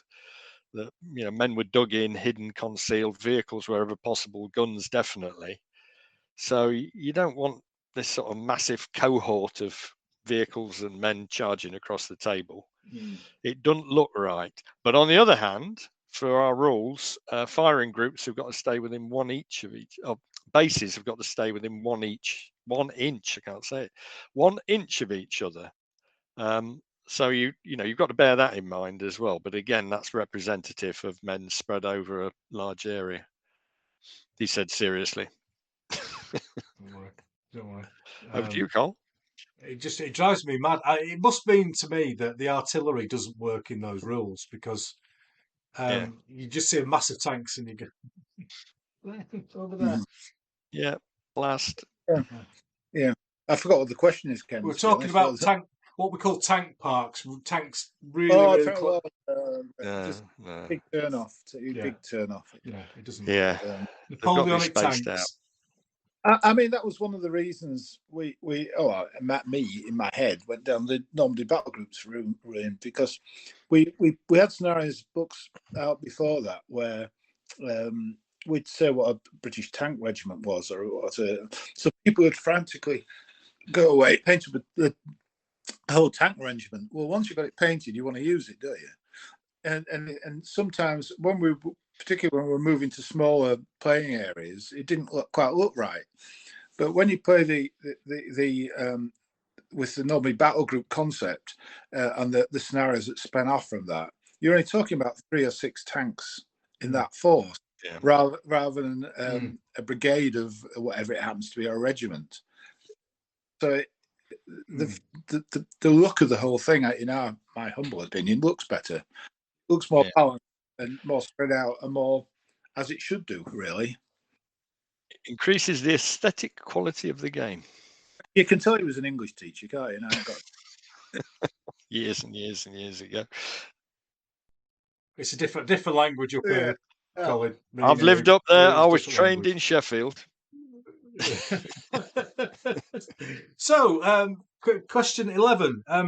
2-hour club game or a weekend monster game? Ooh. Neither, really.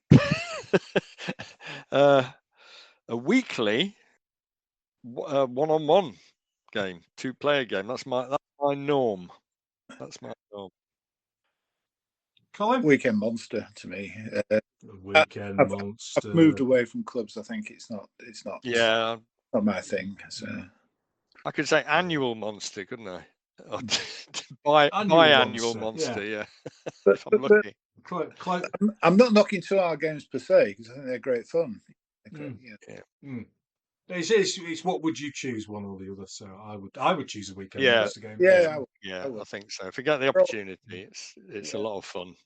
So this we're on to the Nick Skinner question. This is to show the north-south divide. So it'll be interesting to see how this one goes. Avocado, is it just posh mushy peas? Yeah. Yes. Oh, nice one. Oh, we got that from the south. Excellent, Colin. Is avocado posh? No, you can't replicate mushy peas. You can't. They're absolutely. I love mushy peas, and indeed ate some mushy peas 3 nights ago. Sat on the hoe, looking over the sea in the dark with my dear wife. Fish chips and mushy peas. Yum, yum. Yeah. No, I'm not. Perfect. It's a bit like the Yorkshire tea question, Ken. I'm not even going. Yeah, exactly. Yeah, See, exactly. that's just to prove that Plymouth is the north of the south. Yeah. Exactly. I mean, I'm not even commenting that Rich can't possibly have had proper mushy peas where he is. Oh yes, we can. Award-winning. Award-winning. Hang on, fish and chips, blooming caught within a stone's throw of the fish and chip shop. So we move on to question 13, which is the universal question. I'm not putting any pressure on you lads, but everybody so far in the old previous 54 episodes have answered this question in the same way. So there's no pressure. Right, no pressure then. So the question is, round dice, spherical dice, are they allowed or banned on your table? Not used. Banned. Disapproved of. Banned. I have one there. Yeah, somebody sent to me. Well, I've never seen them before. What the hell? Is that for Sabutio? It's got a weight in the middle of it, so it rolls effectively until it gets to the point where the weight's at the bottom and it stops. Banned. But it never stops. It never stops on a number. Yeah, banned. It would be lost within about 15 seconds. So, question 14, another non-wargaming question, but this is from Dave Marshall from TM Terrain. And it's, you're going down the chippy, would you have haddock or cod? Cod. Cod? Colin? Either, I think. I just, because I'm, you know, perhaps I'm a bit of I just ask for fish and chips, so I can't give a monkeys. Fish and chips, yeah. Octopus. So, question 15. Do you like a good table and a set of rules? Like a casualty table or a armor penetration table? Can I jump here, Rich? Yeah, absolutely. Go on. I detest tables, charts. Even though we used to use them. I mean, this is the whole driving force behind Rapid Fire Reloaded. Yeah. And most listeners will understand as you get older, your faculties start to fail. And when you need faculties? When you like me, you need reading glasses and for distance. Yeah. And you're playing a game and you have to keep looking at a bloody chart, and you realise you've got the glasses at one side of the table, the charts at the other side of the table, and never the two join up. You spend half your game time find your glasses or your chart, and what you want to be doing is actually shooting at some guy on the table or doing something with the game. And so it's one of the most frustrating things that in my gaming history was having to rely on bloody charts. And my thinking has always been, there must be an easier way to do this to get to the same outcome, the same result. Yeah. So we have. Yeah, I mean, I couldn't say I hate charts because we used them for a long time in the original Rapid Fire rules, didn't we, Cole? Never liked them, Rich. I never. No, it's just something else that you've got to think about when what you're actually trying to think about is playing the game. You don't want to be confused or picking the wrong line or staring at something, and it's a bit off-putting when the opposing player's doing it as well. So yeah, this has been a very slow evolution on terms of rapid fire from chart to no charts. So we just use now spherical dice. No, I mean ordinary dice. Well, I certainly the lads, Richard Harrison and those lads, I know the way that they got around it in the past was they printed off the charts from rapid fire at the size of a small South American country, and put them on the wall, so you could literally go like that. Well, you don't need to do that anymore, folks. But I know a lot of people still want to because they love those rules. But that's fine, absolutely fine. I can kind of guess where Colin's going to go with this next question. 28 mil is king, yes or no? No. No. Colin? You're going to go on to the pet hate thing, so surely, are you? Yeah, we'll do. Save that for a bit. Save that for later. Yes or no at the moment? Well, I'll just give you no. No. Excellent. Logically, I know I'm old and obviously set in my ways, and I've always played 20 mil primarily. Although I've had some 15 mil World War II games recently and thoroughly enjoyed them. But it's just a sheer impracticality of 28 mil for anything other than a skirmish game in World War II on a table that isn't the size of a football pitch.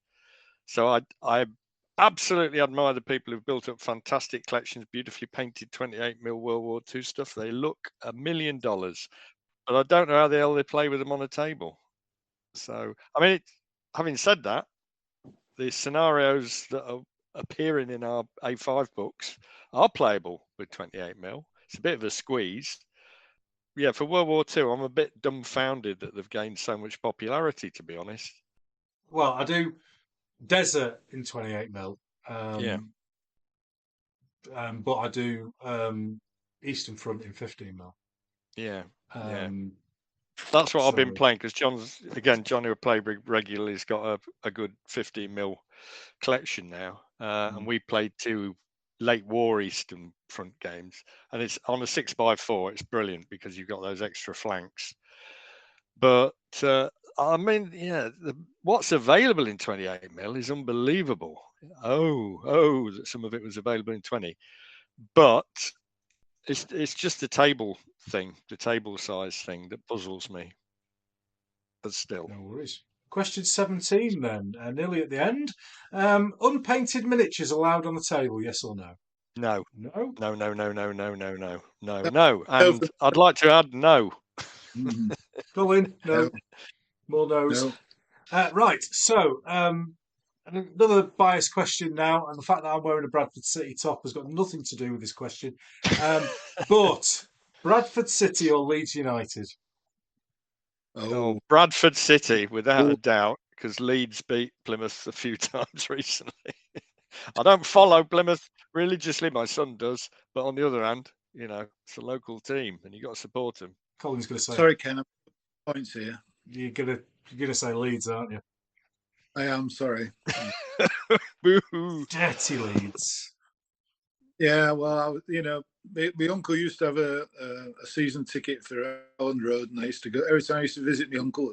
He used to have Garth post office. Yeah. He used to take me to the match. It was Billy Bremner, Gary Sprague. Norman. I remember that classic era. But as far as I know, they're still playing for them, aren't they? Yeah. So they're doing better than Bradford, so I'm not going to even go down that road. So, question 19. Yorkshire or the other place over the hill? Richard. Yorkshire. Of course. No need to answer, Colin. No need. And the final question 20. Games Workshop, are they the work of the devil? Games connection with Games Workshop. I'm not over keen on the corporate approach to wargaming, said diplomatically, because we're definitely not. We're two blokes in a rickety shed miles apart without a clue. So yeah. Put it. Who was it? I can't remember which firm it was. I went to Salute a few years back, and there was this big black marquee in the middle of the hall, which is big enough anyway. And that was one firm selling their stuff, and it was like it was secret. It was like a hall within a hall. But yeah, I'm not a big fan of the corporate approach to wargaming. So I don't know where Games Workshop even sit in that now. But Colin, no, work of the devil. Yeah. I think we should commission some market research to see, pull in some consultants amongst proper war games, how many actually put their teeth on Games Workshop things, and actually moved on to. And if the answer is the real war gamers started life in Games Workshop and then moved on, then perhaps a role in the whole wargame world. If they haven't, scrap them. He said ruthlessly. Oh dear me! Right, so excellent, well done, chaps. Very, very minor difference between the two of you, as you would think. Mostly due to Leeds United. Colin, you got 75%. And Richard, you got 77.5%. Oh, so there we go. There's a few all's fair in love and war. There's a few half points going on there. I thought Yorkshire tea and mushy peas might have won the day, but never mind. Yeah, Leeds United. I'm sorry. No, well, thank you very much for that, chaps. So we're going to move on to Wargames Room 101, which is our kind of opportunity for people to have a little bit of a go at one of their pet hates within wargaming, all done in the best possible humour, of course. But sometimes there's something that just irks your presence within wargame. At the moment, for me, it's 12-figure cavalry regiments. They're doing my head in. The figures come in 12 figures in a box, plastic. Doesn't mean that all the regiments are 12 figures strong. Just get that point out. Anyway, it's not my time. Perry's come in 14s though, Ken. So some of them do, yeah. Some of them do. And the Warlord stuff, I got one of theirs yesterday. That was 14. Bit strange, but there we go. It's a weird one. And they've got two bodies and two heads, and it says 2 head options. Well, it's not exactly an option, is it? Because you've got 2 bodies and 2 heads. And nobody looks like that. Exactly. Anyway, don't get me started. And I had to go at Perry Miniatures instructions a couple of episodes ago. You've got like a body and a head and 2 arms. Where the fuck's else it going to go? Is there somebody in the country who's got a load of heads stuck to left arm shoulders and a load of muskets coming out? No, there isn't, is there? You don't need instructions. Right, anyway, sorry, I've gone off on one there. Richard, what is your potential entry into Wargames Room 101? What have you come up with as a bit of a pet hate? Arguing. I can't stand, even though I've been guilty of it myself in the past briefly, but I can't stand it when people are taking a game so seriously. Yeah. A game, I hasten to add, supposedly for fun, even though it's based on something that was inherently horrible, like World War II. But to actually have a proper argument about it, to get really annoyed with each other, to seed hatred, and then don't get me started on forums when you go innocently, I'm just looking for this bit of information. Hang on, what's happening here?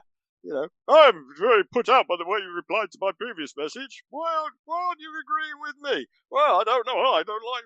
And so it goes on. I think, oh, for goodness sake, it's like killing people over the results of a tiddlywink match, that's probably happened as well. Yeah. War, we don't do ourselves a service, do we? No. It's wargaming, and that used to cause enough trouble in the past. I can remember protests outside shows. But what we don't need to be doing is amongst ourselves. And the vast majority of gamers don't, do they? Let's face it. So I think it's completely uncalled for, even though I have done it slightly myself. but only under extreme circumstances. Yeah, I just can't stand that arguing, because I think, fair to say, Cole, we're very easygoing wargamers, aren't we? I mean, I can be ridiculously polite, particularly when John and I are playing. Say, I'm terribly sorry I've beaten you, old chap. And would you like to go first? And this kind of thing, which is much more fun, much more pleasant. So yeah, no, that's me. I can definitely see that. And I've told this story before on the show, but I'll tell it again. We're very much in a kind of a laugh and a joke and enjoy the war games. But there was one day where we actually ended up in an argument about a certain rule, and we were discussing the issue for probably about 10 or 15 minutes. And until I said, right, well, look, it says here, whatever it said. And my mate says, no, it says this. So I flicked open the front of my rules, and I had the original rules, and he had the deluxe version, and they changed the rules in between the two versions. Well, that's just devilment, isn't it, on the part of the rule producer? It is, it's fun. But look, we can start a fight. And we've laughed about that ever since. So that's a bit of a funny story. You got to, haven't you? Yeah, exactly. You got to. So we'll move on to Colin then. Arguing in wargames, definitely a good one. Here we go. Well, I was going to say something. I'll say what I was, but I'll change my mind what it is. That's annoying. One of the annoying things for me is the unnecessary proliferation of scales that people produce things. But I'll put that to one side, because that I'm not going to fall out with you about 28. No, I can take a bollock in, mate. No, it's the ball. Each their own. But the thing that I suppose really annoys me is that when people look at you in all seriousness at the war games table or on forums or whatever and utter the words, that isn't very realistic.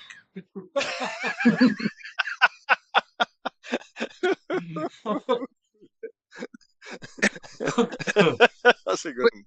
Well, actually, nobody's actually at you, so it wouldn't be very realistic, is it? Yeah. And they convince themselves that they know what it was like on that day, on the beach in Omaha, But it just, and they believe it, That. Anyway, that's just me. I think you sounds like you're speaking from experience there, Colin. I think this is many times. Yeah. Many, that's not very realistic. Yeah. Well, it wouldn't. It wouldn't. In a way, it's not so bad with World War II, but if people came up to one of your Renaissance games, Ken, that's not very realistic. Mind you, the other side of that is Ridley Scott's reply. Yes, exactly. There is a. Were you there? There is a line to draw. There is a line to draw for sure. Yeah. It just reminds me of my favourite. One of my favourite quotes from all the podcasts we've done, and it was from John Lander. He was in episode 10, and he put a massive game on at Salute of Arnhem, and sorry, Colin, but he was using Crossfire as the rules, and it was an 84-foot table. It was massive, and some guy came up and he was going, "That's not very realistic. I think that's the wrong type of Panzer III." And John just went, "You know what? I just haven't fucking bothered, have I?"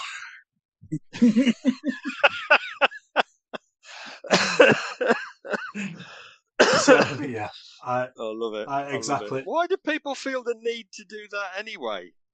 No, it happened to me yesterday with this Renaissance pipe block. Some guy came on and just put a load of stuff on, and it's like, you've assumed that I know fuck all, and I actually know loads of stuff, and you can see from the lad in the Bradford City shirt that I'm not taking this massively seriously. It wasn't. I think you'll find that the 2023-24 season home kit from Bradford City was not part of the unit dress that in 15-14, which was a valid argument, and I'll accept that. But anyway, there we go. So I fight back though, which is more fun sometimes. Yeah, you want to avoid arguments. I do, because I just win them on the first response. Hey. Right, so we're on to the Desert Island war game now, and this is a bit like the Radio 4 show, where you're locked on a desert island with a Bible and the works of Shakespeare, and rather than 10 records, you can take a number of items. And the first one is a war game, and it can be absolutely anything. Size doesn't matter. Number of players doesn't matter, number of figures doesn't matter, whatever. But you could take it onto the desert island. So, have you thought of one, Richard? Yeah, it's one of mine. I was sort of keeping to the big game theme, but it was a big game that I did quite a while ago now, but had sort of full control over, and it ended up 16 by 5, I think. But it was called Operation Nostalgia. And unusually for rapid fire, it was history based, but it wasn't based on actuality. It was inspired by a series of articles back in Wargamers newsletter, all those millions of years ago in the 70s. I think it was Tony Bath actually. Anyway, it's one that sort of stuck in my head, and I thought, oh, I like that. And then sometime in the future, I'll try and do something based on that. So it was a fictitious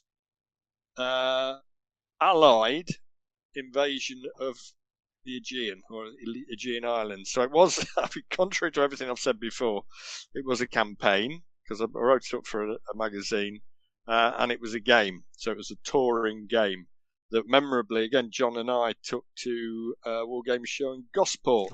I remember. Nice. And that was nice because it attracted lots of people who weren't wargamers. There lots of families came through, and visually it was good, certainly for the time. I mean, now I'd make it a lot better.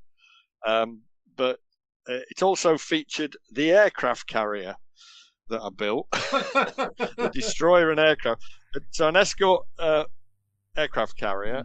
It had German and Italian troops defending this bit of an Aegean island. And the ultimate addition was an airfield at the end that British Paras landed on. So it was a bit of everything. It also included an SBS kayak canoe, kayak I would say, because I'm a kayaker, attacking shipping in this little harbour. It had a kayak, it had landing craft, it had bits of everything. And it was a sort of epitome of a fun game, really. And John dug up some old photos of it that we took. We took it to an Exeter Games Centre millions of years ago. So I think I'd take that one. It's got sort of a lot of sort of connections to my wargaming career. Sounds like a good choice. Colin, what would your Desert Island war game be? Arnhem. Because I've been building my Arnhem game for 30 years and I haven't quite finished it, so I'd like the opportunity. You could have rebuilt Arnhem in that time. So, is this the whole of Arnhem then? Yeah, Arnhem Oosterbeek, the whole between. It comes out every couple of years. I've added bits to it, So I think I'm on my 4th version of the bridge now, and and all. I'm trying to get it. I'm trying to get built so everything starts off intact, building wise, and then you just remove the ruin. Nice. Yeah. So, another 30 years, I might be nearly there with it. Sounds good to me. And it's awesome. I played on it, I think, for the first time, wasn't it? Last August, a group of us. The only drawback is I was in charge of defending Oosterbeek, and what I want to do is knock down the far wall of Cole's Wargames room and build an extension. So I've got a bit more foresight of what's coming on. Good idea. We can arrange that, Cole.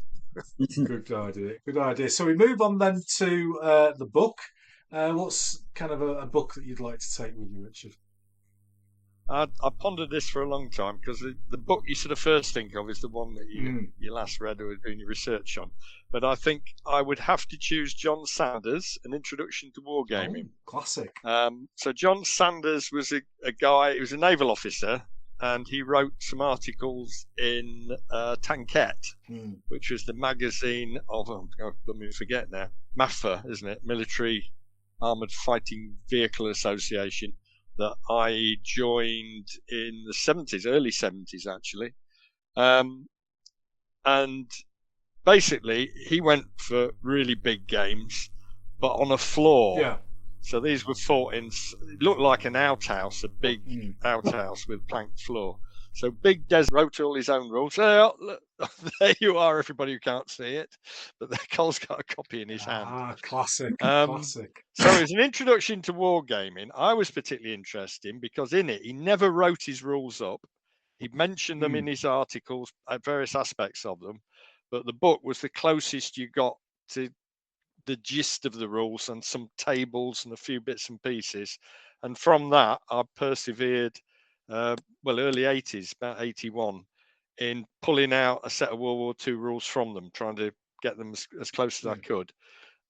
And I just found it absolutely inspirational. So there were blurry black and white photos, clearer in the book. The book, interesting, I came across, I've got a load of old magazines because I'm old. But I came across a magazine where they did a review of it and it really got slagged off. It's not an introduction to all of wargaming. It concentrates on World War II, blah, blah, blah. But to be honest, I think it's well written.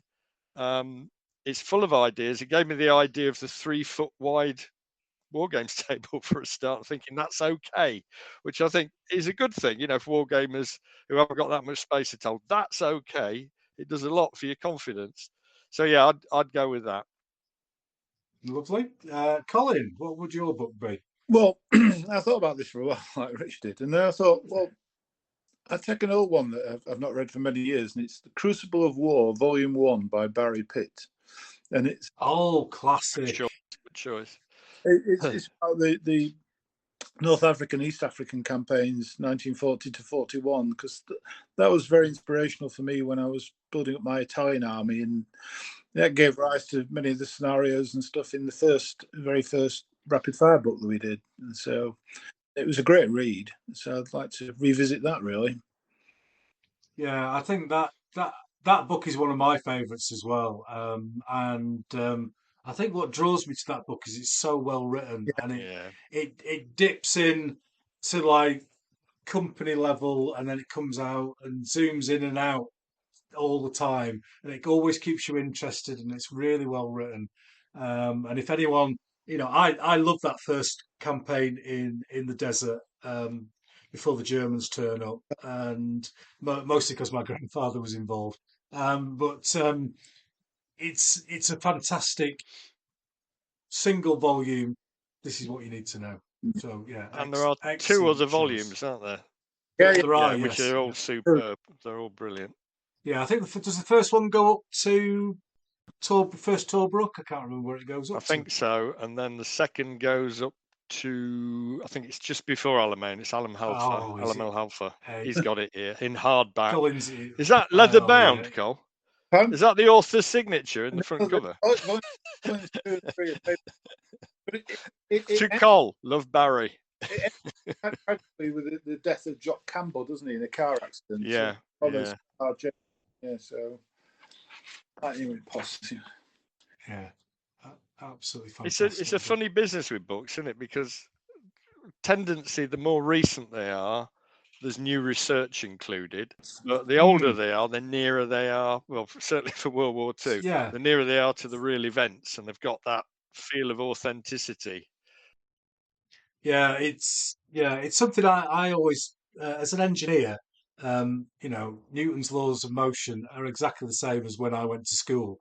Nothing ever changes. Whereas with the historians, they revise history, and sometimes based on new material, sometimes based on new attitudes towards things. So it's constantly changing, and it does my head in.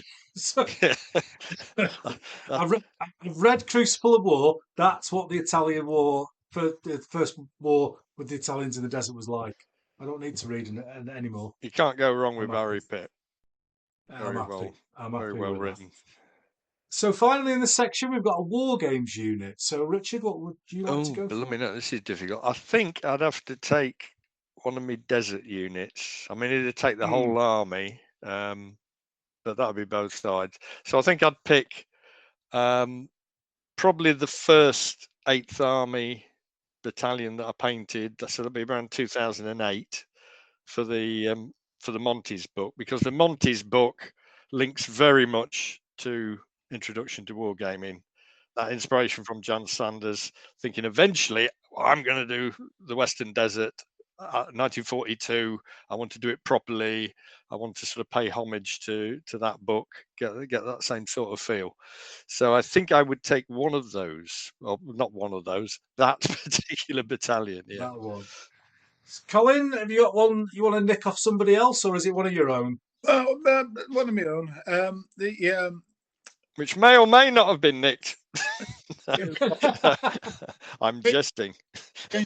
Again, I'd go with the 21st Panzer Division in Normandy because I just love all the crap they were issued with and the model, the vehicles and the stuff, and it's great. I spent yonks researching it before I actually started making it, and Rich made a few of the maps for the Raventhorpe to cast up, and it was long before we had this resin printing of PLA printing stuff and 3D printing and various other models. When I created the original division or elements of the division, there was nothing, so it was just created from scratch. Yeah. And, I like to get it out on the table, and I'd like to take it away with me. Brilliant. Fantastic choices, gentlemen. Well, thank you very much for that. We've had a longer than normal, I have to say, but nothing wrong with that. So we should be back very shortly. We're actually going to start talking about rapid fire.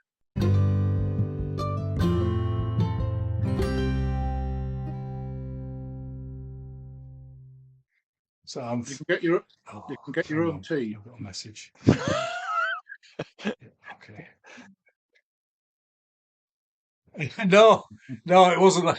It was a message on the computer about the recording, but it wasn't relevant. She's either turned the phone off or she's ignoring me. I don't know which one it is. I'll find out later on.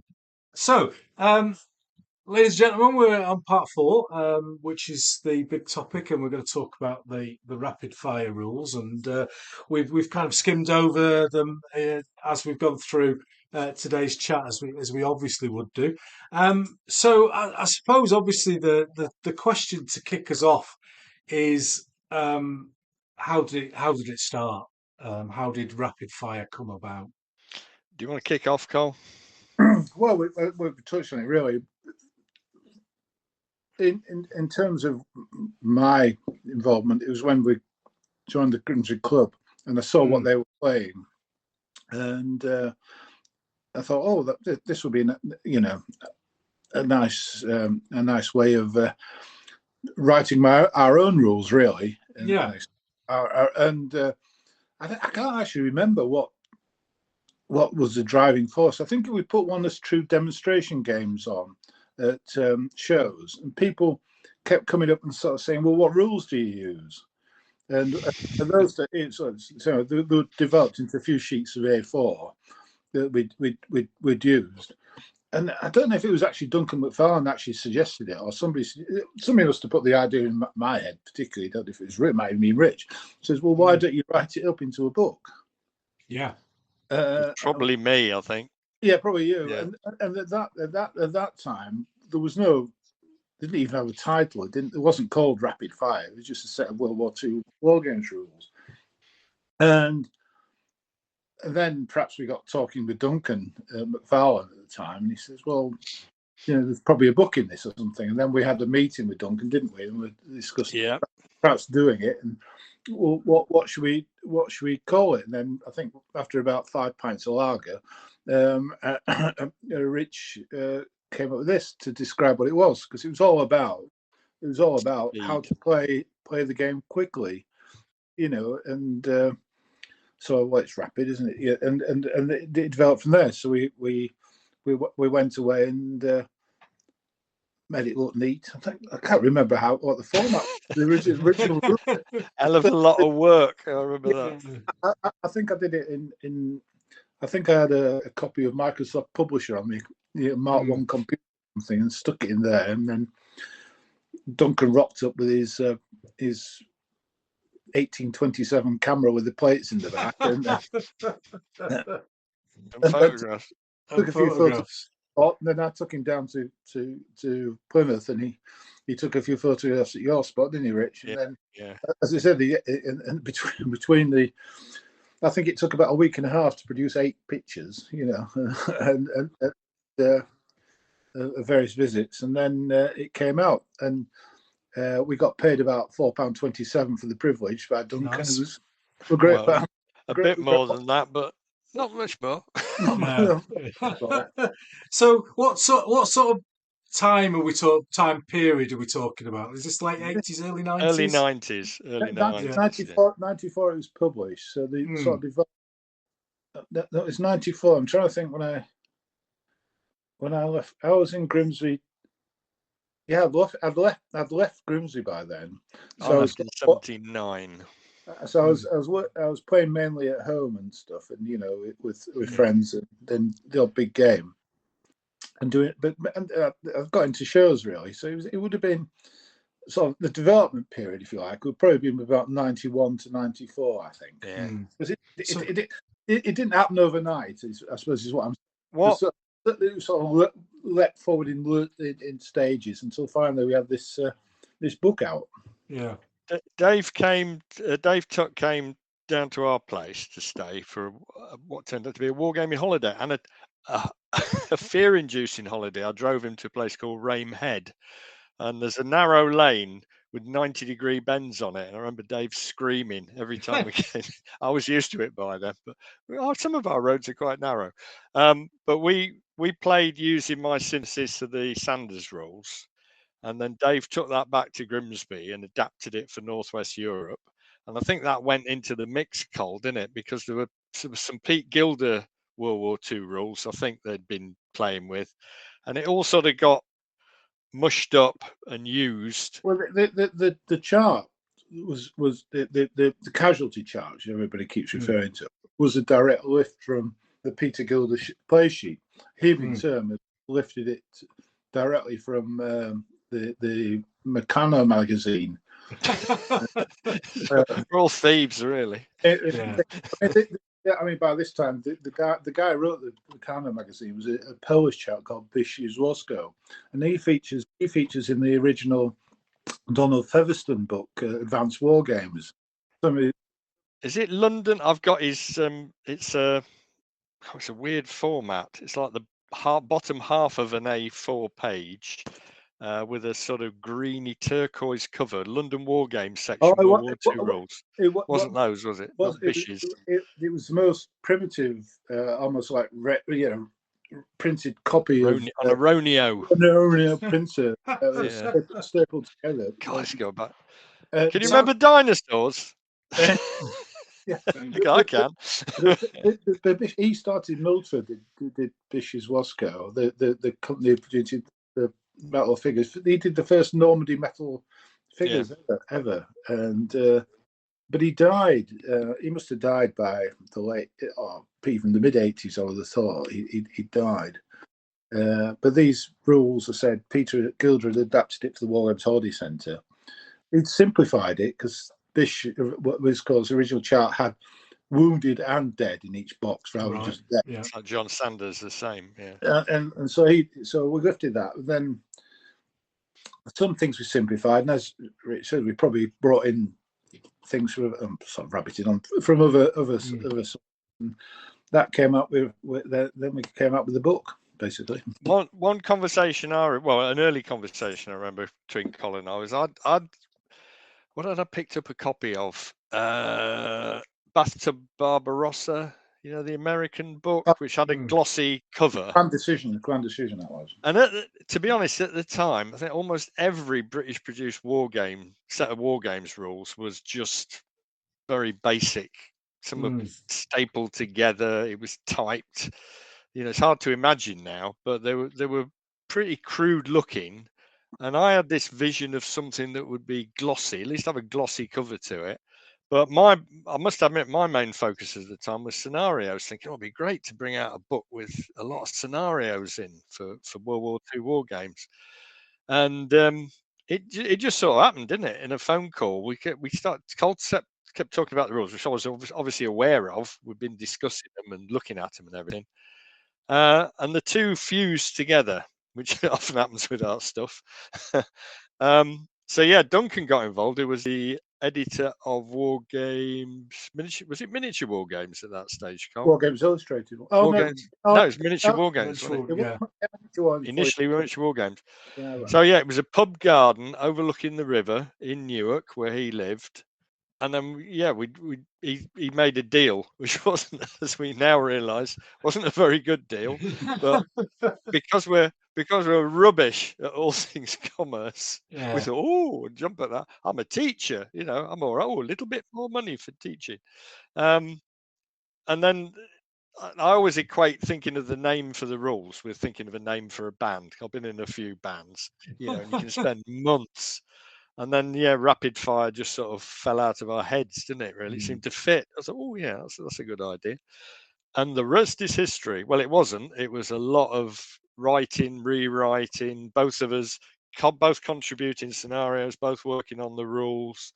Cole doing the donkey work on that, and then again proofreading. That was the first time we'd published anything, apart maybe from a couple of magazine articles.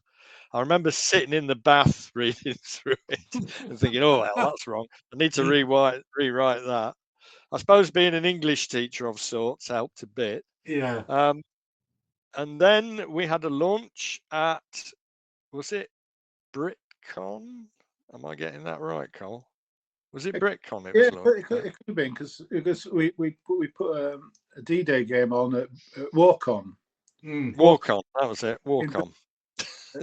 There's a 30th anniversary D-Day game that year, so 1994, which coincided with the launch of the rules. Yeah. And so just for like the listeners, then what were the staple rules around at that time? Then I'm guessing the classic WRG. Yeah, there's a lot of people used Operation Warboard by Bernard. Oh yeah, which I did. Yeah. Yeah, Operation which Warboard. I loved. Yeah, I loved the book. Then there's a load of different ones for the micro tanks, which we're kicking about. There's all picture all these now, and I've still got some. I'm looking at them all on the shelves. Oh yeah, he's got them. Yeah, I have to climb the ladder to look. There was the rules in the Don Featherstone books, wasn't there? And there was the Airfix World War II Wargaming, the little green A5 book. That was I remember that being used. Operation Warboard was a real inspiration. Gavin Lyle, because Gavin Lyle was a novelist. His wife died a few years ago. She was still writing for The Observer. But I don't know, it just had something about it. He started off with a small scale sample game. The scenery was very basic. It was sort of layered polystyrene terraces, plastic trees, unpainted Airfix figures, dare I say. Yeah, no, it sounds awful. But at the time, I remember finding it in a bookshop thinking, wow, a war game book about World War II. And I had a classic picture of a Valentine traversing on a slope with an explosion by the side of it, all in black and white, of course, all the photos in black and white. It was a red book. That's all I can remember. I've got a copy of it. But it was inspirational. But in retrospect, the rules were actually quite complex. But what he did do, Colin's showing us that's a modern cover, Col. I've got the old cover. But yeah, in retrospect, the rules were quite complex. He had a template for machine gun fire, which was, I don't know what the geometrical shape is, like a triangle at the bottom, a triangle at the top, and an oblong in between. That was quite weird. So there were things about it that were far from ideal, but it got us playing. I remember I had a 6x4 in my bedroom at the time. I was still in Grimsby. And I remember playing Pegasus Bridge using Operation Warboard with the massive Eschi gliders, Hadrian glider, horsey gliders. I'll get it right in a sec. But yeah, that had a big influence. I'm just trying to think the others. WRG rules, although at the time very complex. Played a few games with those. I think was Command Decision out by then, Cole? No, as much. No, it wasn't, was it? I think from my memory, the Bruce Lee Taylor tabletop games, he had Firefly, I think it was called. That's it. Yeah, and there was another one, Corps Commander, spelled with a K. that was like a higher level version. And again, they were quite complicated, I had both complex. of those, and I think that was the other thing about Operation Warboard. Although it wasn't dead simple, it was much simpler than what had gone before. Yeah. So I mean, if you look at the two, I can't see any similarity between Operation Warboard and Rapid Fire now. But it was an inspiration. I think that was the thing. That that was the other big one for me. Oh yeah, Here we go. Battle by Charles Charles Grant. Yeah. I used to have a copy of that. I don't know what happened to it. Classic. But yeah, it's difficult, and it's a sort of synthesis in your head, and it's a heck of a long time ago. But I remember that thinking, let's be as good as the Americans. Yeah. Strangely, although I have relatives in America, but I was thinking, can't we go professional and glossy with 8 pages of full color photographs? Yeah, exactly. Wow. And that was a big deal at the time. Was there a drive then to kind of do something different to what was out and available, to make it faster to play, to make it not more simple, because I don't want to say more simple, but make it more streamlined, I think is probably a better way. I think simple's fine as long as it's got a basis in accuracy. Yeah. Because it was go on, Cole. I would use another word. I would use practical, really. Yeah. I would, bearing in mind when we're writing all this, the ideas were coming out, it was based around going to Grimsby and setting up a game at 7 o'clock, starting at 7, and hopefully finishing packed up by 10. Yeah. And and how are you going to get through it using a complex set of rules? You need something that works so you can play a game. And I think the driving thing in my mind was just that. You've got a limited amount of time, and you're playing a game. In most games, you want to come to a conclusion, don't you? You want an outcome, which leaves everybody happy. You don't want to be spending 3 hours, which I used to see at Grimsby Club and other places. You spend 3 hours and you're on move 2. Yeah. Nowhere near complete. The other thing as well was, which I'm trying to remember now, the other thing as well was the scaling, because Colin and I are both modelers as well, and we wanted to represent as much of World War II armament as we possibly could on the table, but we're realizing, the tables are only a certain size. So to scale down vehicles, so it's 1 to 5 and infantry 1 to 15, made a lot of sense. People, you could say, why don't you scale everything down 1 to 5? Well, your infantry units then are massive. And what we wanted to represent was a brigade level game. So, 2 or 3 battalions of infantry, possibly up to a regiment of tanks in terms of the British Army.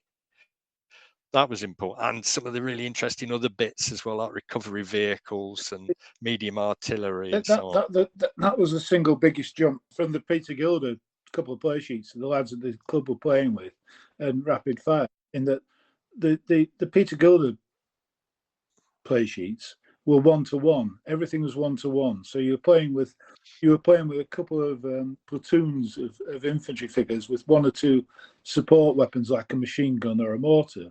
And the idea is, hang on a minute, if you just get your head around that platoon into a platoon no more, it's actually a battalion. How would that look proportionately on the table? And then, if you had 3 platoons and that would become a brigade, then you could start adding in, as Rich says, 1 or 2 of the interesting bits and stuff like that. But that was the biggest single leap, I think, in turning what was originally a 1-to-1 set. It wasn't really a set, it was just a couple of play sheets people had nicked from the Wargames Audi Centre and the memories of what had gone on. So, I mean, it was literally, I think it was on 4 sheets of A4 paper that was this thing they were playing with.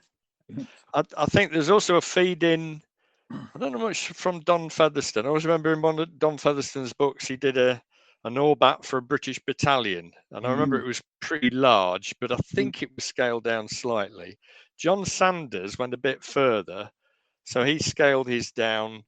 They were still quite large units, and that's what I was using at one stage. So his companies were about the size of our battalions in Rapid Fire. But the other thing as well was flexibility, because in the original rapid fire rulebook, in the scenarios, we've got Hondegem, which is scaled 1 to 1. We've got Vagso, which I think is scaled, I can't remember now, but 1 to 5, 1 to 10, as well as Bars, the LRDG game, which is about 1 to 1 or 1 to 3.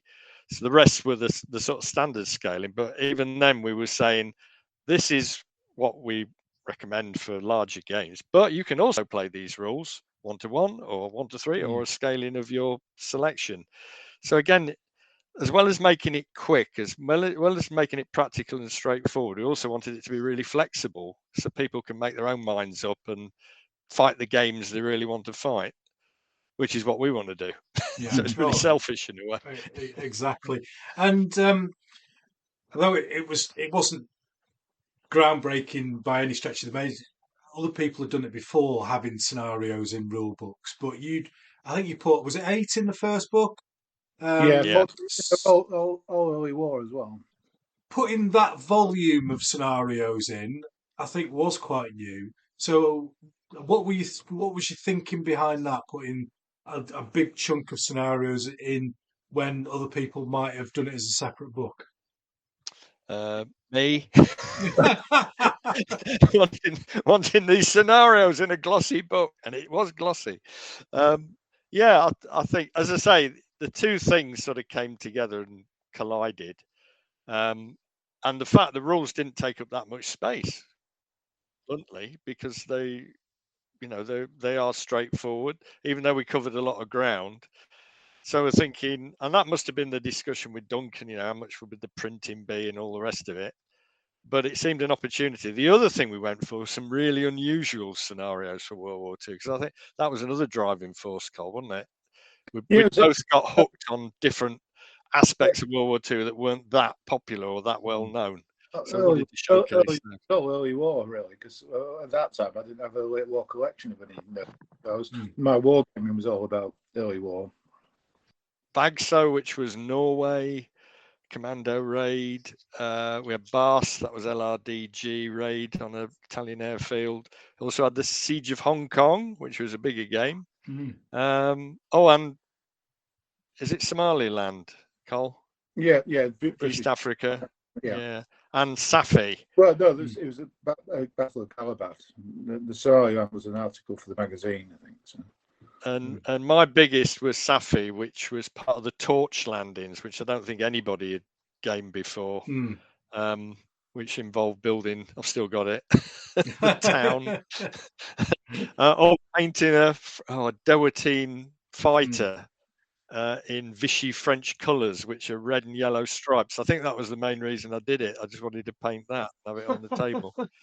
So yeah, all the scenarios were a bit weird for World War II, although the we'd call them VG charts now, but the armor and gun tables at the back were covering all the standard stuff for British, American, Russians, Germans, etc., Italians. So you mentioned it before. You were talking about production and production levels and values, and at the start I mentioned at that time it was mostly typed rules. They were all black and white. Yeah. How much of the drive to get that production to what was, one of the first kind of modern sets of rules, was that coming from Duncan or was that coming from yourselves? Because obviously there's a cost involved, isn't there? Yeah, all three, I would say. All three of us wanted it to look good, look really good. I mean, a big advantage working with Duncan, he was a magazine editor, so he was very good at proofreading. And was also used to producing a glossy magazine. So this was just one step up, really. Yeah. I mean, the original print run was quite small, I think, and if you remember, Duncan forgot to tell us that he'd actually reprinted it. Yes, there is a controversy here. We got, how can I put it gently? We got a bit ripped off. Right. Okay. You were unaware of they were unaware of additional copies being made. Yeah. Well, we found out. We found out eventually, as you do. So. Yeah. we were well into the. I always think strangely titled supplements. I can never work out why the books connected with the rules were called supplements. Yeah, we were, and it didn't happen to us both at the same time. But we're into that when also some payments for those were a bit slow coming in, shall we say? 10-4. Yes. So But disillusionment set in. yeah, one of After the a things period of time. I've really enjoyed about the books, it's something we haven't talked about yet, is the way that you present the units that you need for a game or for a campaign, and that's that top down look, as if you're looking onto a table with your units laid out in front of you, and you can almost build your units and put them down on top of the thing. Right, I still need to paint that, and I still need a mortar.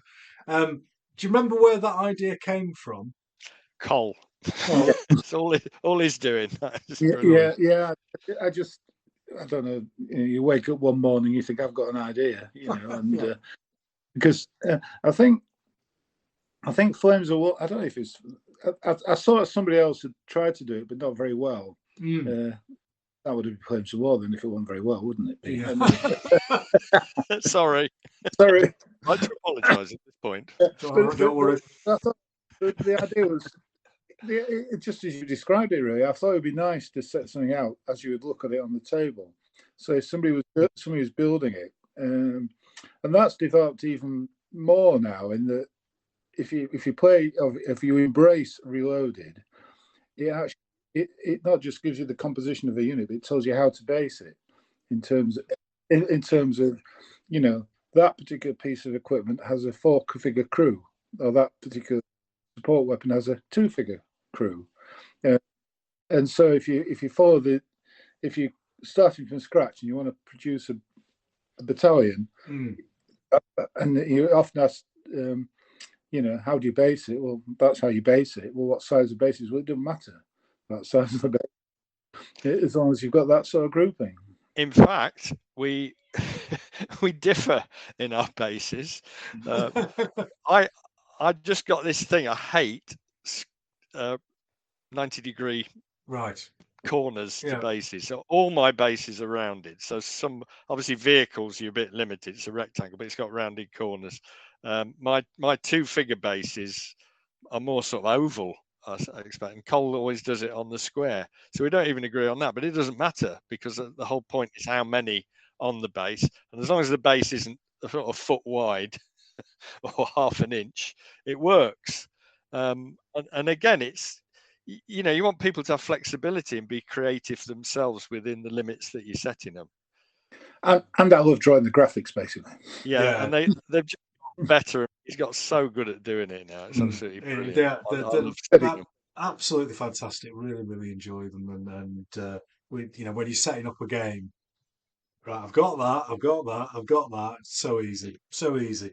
That was the only. Sorry, Ken. I was just thinking that's the only drawback to the first Normandy book, which is all bats only. No, sorry, to the battle game books. I'll get that right.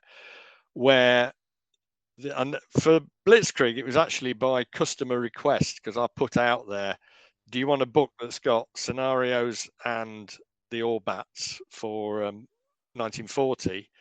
Or do you want some, the 2 separate books like we did for Normandy? And they said the separate books. The only drawback to that is in the book of scenarios, because there were 14 in each book, you didn't have the space to repeat all that. And obviously you didn't want to repeat all that. So there's only some of the graphics in there. With our A4 books, we're putting all that together because personally, it's so much easier when you just look at it and you see that's what I need on the table. I don't have to work through a table or work out what's there. Yeah, that's an evolutionary thing as well, I think. Definitely a big selling point for me. Really, really enjoyed that. So we'll have a look at or a little bit of a chat through the original rules first, and then people will be able to. Colin's looking. Can I remember? He's got a copy. I've got a copy somewhere. And then it'll be easier to maybe go on to look at how it's changed once we kind of look at for Reloaded. So was it an I go you go system? Was that how it worked? Yeah. Yeah. And are we on what? Is we just D6 or have we got any other dice involved? D10. D10. The D10 was only used for the chart. Am I right in that, Cole? No, it was used for the fall of artillery for the. Yeah, that's what I meant. Not the chart. I mean the grid. That's what I meant to say. Excellent. I like to see a bit of dice variation every now and again. Measurements, are they in glorious British imperial inches or are they on that bloody French money? Inches, brilliant. That's what we like to see. We weren't being prejudiced about that. It felt more practical somehow. And we have discussed putting in sort of conversion tables and all sorts of stuff. I thought, no, that's too silly. And to be honest, majority of people who've played in metric countries don't seem to find it a problem. Yeah. So why change? Exactly. How many countries using metric have put a man on the moon? Let's think. There we go. There's a winner for you. Inches all the way. Right. So, was there command and control? How did you deal with that? This is always a bone of contention because I think from the early days we said, but what about command and control? I think and that's changed over the years drastically because I would say, what do you mean by command and control? So I think I'm stretching my brain back now. I think to the first one, we had. Did we hit in the first one? I can't remember. I think there was a limitation on orders. That might have been RF2, as people love to call it, although we never did. I think there was a limitation on orders if you wanted to change orders. So it was much more difficult for the Russians, easier for the Germans. A morale in terms of losing your highest command on the table, that had an effect as well. But otherwise, we've always kept it to an absolute minimum. So you'll find no cards, you'll find no, what do they call them? We've kept that to a minimum. Now, nowadays, I'm getting this impression from what I've read about other rules, is that command and control seem to involve what I would call chance cards, cards being pulled that give you different. Well, in Don Featherstone's book, they were just sort of random events that you could add to a game. I don't like the idea of limiting a unit. I'm not keen. I don't think Colin is either. And the idea that you can't activate a unit or you can overactivate a unit or whatever. The point being, you're a wargamer. You're playing a war game. You are in command of the forces. And there's enough things that will stop you doing what you want to do. They're called morale. They're called the effects of fire. They're called obstacles and movement limitations on the table. So over to Cole. That's my personal feeling. Yeah, I think a lot of it impedes the playing of a game if you could be too prescriptive. But I mean, in all our scenarios, you have like, what's the objective? What you like the high level order that you've got to do, and go do it. That's with what you've got. You've got your troops that can do certain things. You've got vehicles that can do certain things. Just go and play the game and do it to try and achieve what the criteria are to win the game. In most of our straightforward scenarios, obviously things are different, but now and again we've put restrictions into special rules. We do a lot of special rules for each of our scenarios, where if there's particular things that were involved in that particular battle, that try to think of an example off the top of my head. Mainly restrictions. This unit cannot do that because it wasn't physically capable of doing that. But it could still start talking. So you put the restrictions into the special rules, but then play the game, basically. Sorry, play the game. Yeah, I think when I've spoke to other people in the past and when we've talked about rules like Peter Gilder's in the Grand Manner and things like that don't have any real command and control system in. One of the things that's come out, and I think it's probably the same with Rapid Fire as well, is that a lot of the command and control comes from having multiple players playing a game. So you're interacting as commander of 21st Panzer with commander of 116th Infantry or whatever. So that's where your command and control decisions are being made, actually by people talking to each other. Yeah, but even if it's just two of you playing across the table, I always remember reading, I think it was in one of John Sanders' articles, so it was back in the 70s, but saying enough attrition happens during the course of the game without you having any control over it. You just forget to move things, you forget to do things. Especially at our age. Oh, sorry. And if you're playing in a gentlemanly way, I mean, I think a couple of Mondays ago playing with John, I just forgot to fire something, and you hold your hands up and say, okay, I forgot to do that, and it was a stupid thing to do. So that to me is enough. And as you say, as soon as you add other players, it gets even more complex. To add that in. I mean, I wouldn't criticize those rules overly. It's great, but I think to me it's almost gimmicky to have a card that telling you this is happening or that is happening when there's so much more already happening in the game that you've got to deal with and confront. Very reasonable. So you've then there was another version, wasn't it, which had was it a Typhoon or a Tempest at the top? Yeah, RF2 they used to call it. RF2 is it called? Now, did that have more colour photographs in than 8? Oh yeah. Oh, right. Yeah, all the way through. Brilliant. That was full colour, as they're saying. All the full colour. The other thing we took against, we didn't want to produce a set of rules and then every 10 minutes we bring out a new edition. Because that's one of my pet hates, because that's just play. It's a bit like, only too well, the new season shirt. Yes. Or the new, etc. But by 2005, we were well ready. Well, before then, we were well ready to add more. Go on, Carl. Well, Rapid Fire, original one had sold out, effectively. As far as we knew. Right. We parted company with Duncan. All sorts of different reasons, really. We started to produce one or two supplements ourselves. So if there was going to be a rule book, we would be doing it, not Duncan. In the 11 years between first publication and when we're ready to start, get the second one out, lots of people had asked lots of questions. And we thought, oh, that's a good idea. Why don't we put that in there? Explanation of this and explanation of that.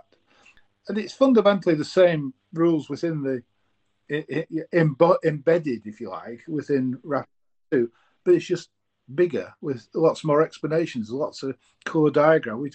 That's when the graphics started. That was the first publication, I think, where the graphics started, where we started to explain things in pictures about this and that scenario, what would happen. If you're going to ambush a tank, this is how it looks, and in picture format. And there was some very basic units in there as well, how to create a Wargames army again. But if you look at the quality of the graphics, the simplicity of the graphics in there, it's come forward leaps and bounds since there. But a Panther tank was a yellow box with a stick sticking out of it with a bit on the turret, which is obviously not now. But it was really just expanding what was in Rapid Fire 1, but it was under our control rather than anybody else's control. We chipped up the money to get it published and all the rest of it.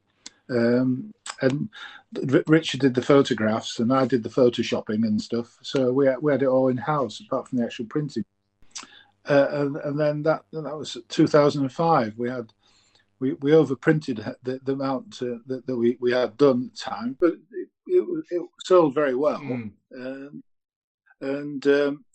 There's still a demand for it now. It still has its fans. There's still the Rapid or RF2s, which was the RF2s. RF2s. And did that have a different set of scenarios in, or no? Sorry, two scenarios.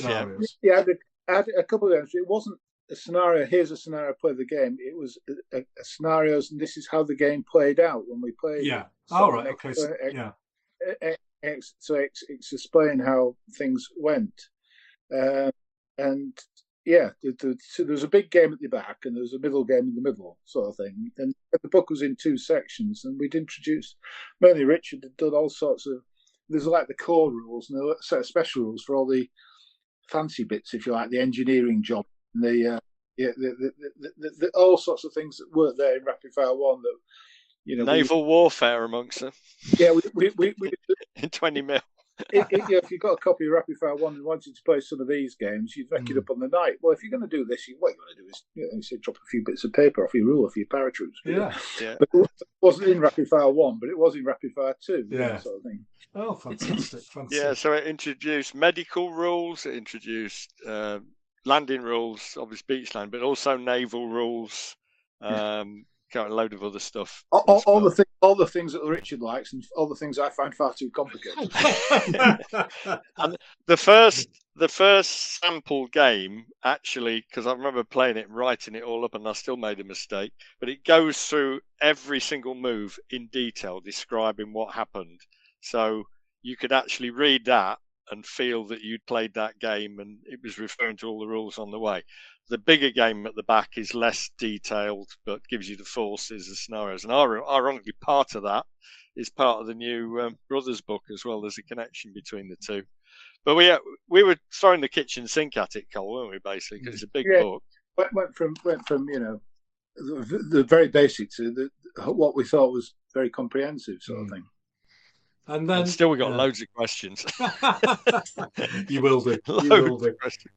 So earlier on, Colin, you spoke about that dislike of charts and that. Yes. I think you mentioned on WSS a story about getting fed up of having to run round and get your glasses and to look up tables and everything. And that's kind of how Reloaded came about. Exactly, yeah. So how long ago was that, and how long did it take you to get it out? Oh, well, it came out during the pandemic. It came out during the pandemic. But in my own games, and Rich, I think, was playing as well. With our crowd, we'd developed a chart-free version in the house for a couple of years, and we'd been playing sort of getting the gremlins out of the mechanisms and things, and the pandemic, when everybody's locked in, you've got to do something, haven't you? So let's and that was produced at the same time as the Operation Market Garden supplement. That was a rewrite of the one I'd done yonks ago.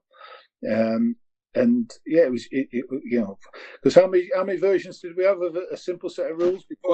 This was the thing, because Cole, this is the other phone call from the one. We had the one in, when was it, 1993, and this was the 2021. Cole rang me up. He said, "I reckon I've really cracked it with this set of starter rules." So I said to him, "Cole, you've written about 6 set of starter rules over the past 5 or 6 years." And he couldn't remember. And he'd sent them through. And the idea was we'd have a simple set of starter rules that could go out and do what they says on the tin, start people off with rapid fire, just the basics. And it had obviously, as Cole said, referred to this testing we've been doing. And I really liked them. Everybody I was playing with really liked them, because you just hold the book in your hand. It's straightforward, simple, just dice. It worked well, and we've been refining them. And 2 things just clicked in my head. We're in the middle of a pandemic. People can't get together. People are thirsting for games. They want games to play. And this could be our next edition. Why does the next edition have to be something bigger, more expensive, more comprehensive? It'd take us years. One of the reasons we hadn't done it is we nearly killed ourselves doing the one in 2005. We had a mad week at Colin's house. I think I left at 2 a.m, and all the way home I was thinking, "Oh, that's wrong. I'll ring him up as soon as I get back," and I'm nearly collapsing. So we didn't want to do that again. And it just all seemed to come together, make sense. So that was it. We then, right, let's do Reloaded. Well, we had to think of a name. That took a while, but Reloaded made sense. And then we followed Reloaded up with Extra, because you still need the key extra bits like engineering, paradropping, beach landings, etc. Oh, you got a cup of tea? Look at that. Oh, and some hot cross buns. Thank you, Mrs. Riley. Got there in the end. You lucky devil. 12:49. So I sent that text. yeah, that's how Reloaded happened. So we were, what was it, Cole? 15 years out with that one. So, yeah, what then? 15 years, 15 years. after. So what? After RF2. What then would be? Let's just take a simple basic thing like shooting. How does that differ in Reloaded to what RF2 and the original rules had? I think if I remember, you would have an armor class and a gun class, and you would cross-reference them and all that sort of stuff. Statistically, Ken, there's no difference. That's where I get cross people when they're saying I prefer RF2 firing mechanisms because blah blah blah. Chances of knocking somebody out, killing somebody, whatever, are exactly the same. So we put a lot of thought into how the D6 rolls work versus a chart. So, and once you've got one or two basics embedded in your head about the firing, particularly small arms firing, you never need to look at the book. You don't look at the chart. You know, you've got that group of figures there. That's 4d6. You're firing at medium range, and it's soft cover, so it's 5 or 6 to kill. So you throw a 4d6. If any of the dice is a 5 or 6, that's a kill. Simple as that. Simple as. But if you're doing it on a chart, hang on a minute, they're Germans, aren't they? So that's 1, 2, 3, 4, 5. So there's 9 points. They're firing across here. They're firing across this. Sorry, I'm pointing at the screen. You're looking across the chart. You're looking across the D6. The roll that you need to throw. And you chuck it. Then if you, in the meantime, if you put your table down, you have to pick it up again and get your glasses back on and look at the chart. Whereas with Reloaded, you just chuck 4d6, it's 5 and 6, that's a kill. That's as simple as that. So if it was medium range hardcover, it'd be 6. If it was medium range open, it'd be 4, 5, or 6. And it's as simple as that. Once you worked out how many dice you're throwing and the range, that's it. It's simple. Yeah. Simple. But how did you deal with the more complicated vehicle stuff? Because that's quite often where World War II rule gets really gritty. That was even simpler, really. Once the penny dropped on how to do it, because before we used to call it A class against a class target being fired by a 3-class gun or something.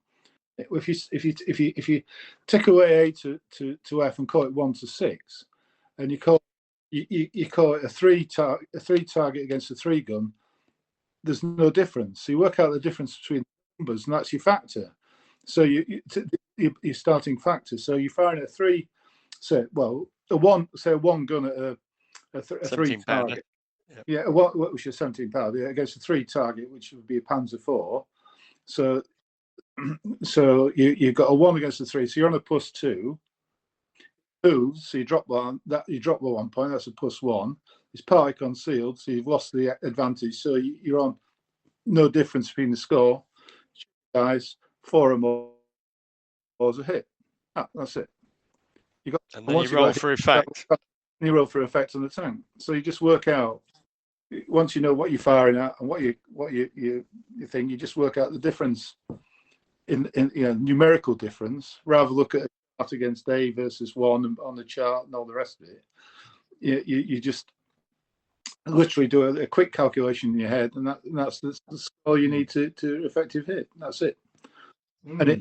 And sorry, how have you found that then? Was the drive to make it quicker or to make it easier, or both? A combination of both? Both. Yeah, and it is. I mean, I'm terrible dummy in terms of rules, and just remembering stuff, and particularly as you get older. But almost immediately, as soon as I'd got the first drafts, it's so intuitive. As soon as you get it into your head, as Cole said, his dream was always the A4 book that you could put in one hand. You didn't need to keep looking at moving charts and all the rest of it. But it is just really intuitive. When you've played, I would say 1 game, you've got the gist of it. And we'd had criticism, I think it was Chris, wasn't it, who'd been for many years been saying, you've got two different systems operating for firing. Well, this just unites it. It's just one throughout. There are still, let's say, still rules in there that people will recognise from RF2, but it's just trying to make the whole, and I think it will succeed in making the whole system smoother, easier to use, and that's always been the key driver, to keep that realism to the point that you've got any realism in any war game, but also that ease of play, so you can play your game quickly. If it's a big game, obviously it's a hell of a lot easier as well. So what was the reaction from the regular RF2 players? I mean, you're always going to have somebody who goes, "Ooh," but take it was generally positive. It was more than positive in terms of sales of the book.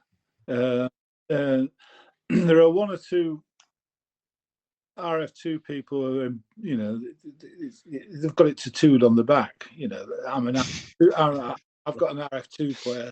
You know, over my dead body, I'm going to change. And I keep trying. Well, actually, there's really no difference with it. It's just how you play the. You know, it's just how you actually grasp the rules when you're playing the game. The outcomes of every game I played with RF2 are always going to be the same. You know, because the statistics are there. You know, you're going to get to the same result irrespective of how whichever rule. It's just with Reloaded, it's easier. One or two people really cheese. People do piss you off, don't they? Sometimes, you know, some of the forum, and when people have, you know, have the audacity, if I put it like to say, we've cheapened the rule system or the system for it. Yeah. It really, because there was years went into developing a simple set of rules which are value for money to give people a fun game. You know, we haven't cheapened Rapid Fire 2. We've improved it to make it a more playable set of rules. We've cheapened one thing, and that was the price. Because that was the other driving force. We're in the middle of COVID. A lot of people are getting really hard up. You know, work's dried up for them. These set of rules fit in this. We can still put in Orbats for a game and have a game on the back 2 pages as a sample, and still do it all for a £5, which is what we did, and we still do. So the basic rule book's a £5, extra is a £5, and I'm personally really happy with that, because I say we're not massively commercial by any stretch of the imagination, but it had a good feel to it at that time, particularly. No, I think that's a fantastic thing, having that £5 price point, because a lot of people, and it's been a topic we've talked about on the podcast before.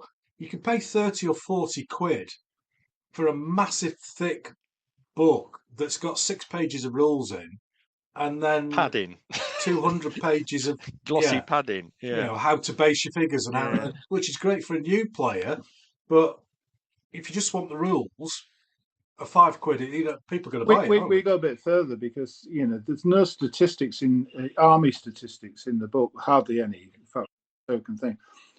But if you want a Hungarian army or something, you don't have to buy a £30 book. You can buy the £5 book, then download all the statistics for free from the website. Everything, in terms of put all the VG charts, all the supporting material, which would probably say would pad out a book. Is there nothing for people? But the beauty of that as well is that people keep coming up with the most obscure vehicles and most things. How about, well, what's the statistics for a Hook Fung Dung this sort of and Mark 27? So once you find it out, you alter the download for free. You don't have to recharge people. You can just adapt the chart, and it's there. It's corrected. And most importantly, as we've alluded to several times, if, heaven forbid, we have a typo, we could change it, and people could download it again for free. Yeah. It's amazing how many new stuff and different stuff still comes out about World War II. I can't remember where it was. I saw somewhere about, it was like a rocket that fitted on the end of a anti-tank gun, and it had a special name or Steel something. Grenade. Sorry? Granat, is it? Style Granat. That's the thing. I'd never heard of that before. Well, that's one of we had to write a special rule for that, which wasn't there originally. So, but when you've written it, you stick it on, and there it is. And the puption and rockets fired from typhoons that I've only recently discovered, thanks to Steve Cox at the SRY Museum, that the Sherwood Rangers also used typhoon rockets fired from their turrets, not just the Guards division. So there you go. Yeah, it just keeps coming. I mean, we've got Alan McCorbury particularly, who's a good friend, and Col will see at the weekend. He's a mine of information and constantly coming up with new stuff and researching because there are a lot of people on the internet on various forums who really do take it very, very seriously, and so much of it is really useful. We want to keep it coming, all the latest stuff. What's the future? Sorry, one thing I needed to ask before: the supplements that you brought out in the past and the campaign books that you brought out in the past, I'm guessing that they're fully compatible with Reloaded. Yeah. So people don't need to go out and buy new stuff. No. All those supplements are all ready to go. So is there what are you thinking about future wise then for Rapid Fire? Well, Col, over to you. Well, with more of the A5 scenario booklets are going to be the thing. I think going to be the future. We've got one. Richard's book's going off to the printers. Oh, it's gone to the printers this week, which is Brothers in Armour. It's Normandy. I'm working on The Road to Carentan, which is again Normandy. We're redoing some desert scenarios to put it in A5 format for 6x4 tables. So more, and I'm working on Omaha Beach and Beyond for a bit of a D-Day rework. Bit a major job. But we're adding. We've got one or two people like Mark Piper and Don McHugh that do a fabulous job writing scenarios as well to keep some extra interest going, and where they do them, particularly Don's, we'll put them into rapid fire format and make them freely available on the website to give people variety. We got some great contributors like Chris Woofenden. They'll do all sorts of building signs and things we'll put on the website, to enhance people's games. So as long as we keep alive, which was the key thing, both getting on. Always a good one. We're both getting on a bit. I think more A5s because it's good. The good value for money. There's always going to be 4 new scenarios for people to play in. You've only got so much life left, haven't you? And to produce an A4 booklet with 14 scenarios on, you're talking about a 5-year project. For an A5 book, 4 years, maybe 6 months to a year, you can turn that round with a fair win. Maybe 2 years. But they're overlapping. I mean, I've got several on the go at the minute, several at different stages of completion. We want to things. The only thing I've told Richard is no circumstances whatsoever we're going into the Russian front, but we are. I'm going back to the Russian front. So I've got Band of Brothers in Armour, which is inspired by James Holland's Brothers in Arms book. Actually, it's more than Normandy because it stretches into Belgium and the Siegfried line. So there are 4 scenarios in there. We've now got external play testing going on, so I've done those. But we've got an adaptation of 4 scenarios from the Monty's Desert book, but adapted for 6x4 tables. So this is a chance for people with smaller tables to play those. They're adapted. There are some changes, so that'll be coming out soon. And then my next project, Cole, is Operation Barbarossa. This news for Colin. Yeah, news for Colin. Because I've had a lot of people over many years saying, what about some Russian front scenario? What about Pacific War as well? But that won't be happening just yet. But yeah, sorry, Cole, go on. Yeah, no. So what we've got also is we've got Mark Piper over in Australia, who I've said before, but he's a great guy for researching and doing stuff, and he's been knocking out some fabulous stuff on the Mediterranean, particularly the Greek campaign and Crete, different battles in Crete, following on from the assault booklet sort of thing. And they're all up there for people to dabble with if people don't want to actually give us any money. But well, speaking of people giving you money, then we've talked about the rules and the supplements and everything. Where can people go to get the hands on these books? Well, if you want a physical copy of the book, it's www.rapid-fire.uk.com. Yeah. So if you can buy everything on the website, but we also have all the current publications are available in PDF format, so we'll supply those as downloads. So if people say, "Oh, my eyesight's going, the A5s are a bit small," you can always buy a PDF and blow it up to A4. There's not a problem with that. In fact, I've just got to write back to a guy who's asked if he can print them off in A4. I said, "Yeah, if you're in use, it's not a problem." And in America, the Wargame Vault have nearly all the old publications that are available via Wargame Vault in America, so that you can buy them online, and available from all good booksellers, as they say in the but Cavalier Books and Grubby Tanks are the main sort of stockists at shows, and they get around most of the shows that I can't. I can't get to, so you can. They're widely available. From all failing all else, just Google rapid fire rules, and it'll take you to the website, and all the info's on there, and the downloads and everything else. And when you're going around the shows, Colin, have you got copies with you on the Valet miniature stand? Yeah, it's a rapid fire stroke volume miniatures. Yeah, I've got as many as people want usually, and usually can't. In fact, my back will attest to carrying too many boxes out in the back of me van to then putting them back in.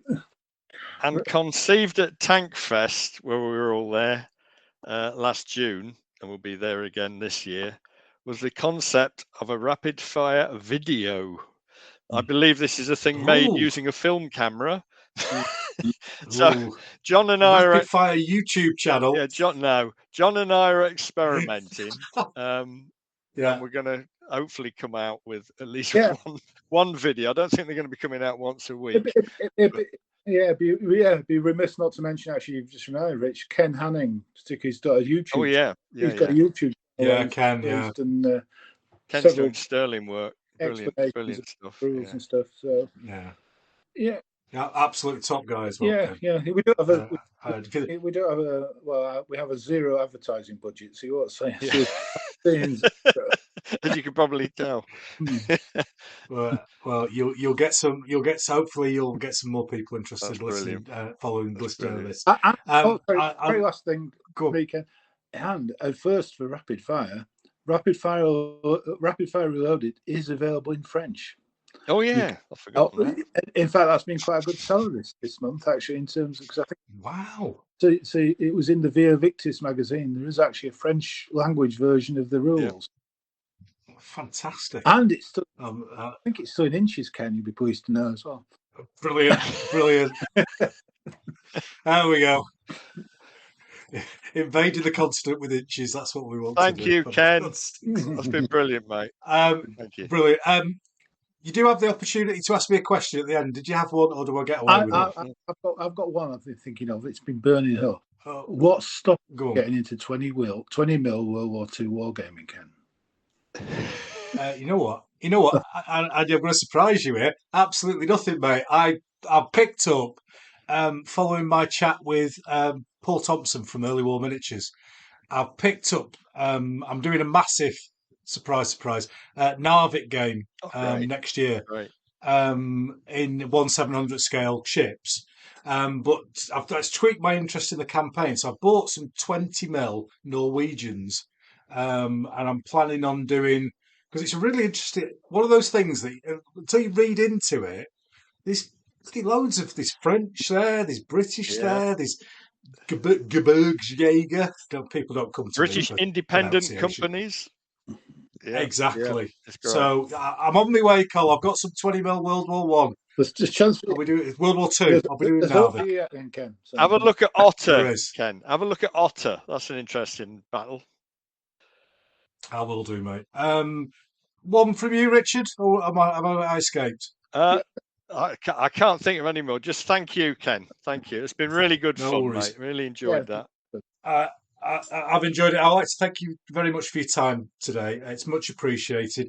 And ladies and gentlemen, if you've listened to this, if you've got an urge to go and do some World War II wargaming, preferably in 20 mil to keep Colin happy. But I can thoroughly recommend Rapid Fire and all the supplements that they do, which are useful for any set of rules.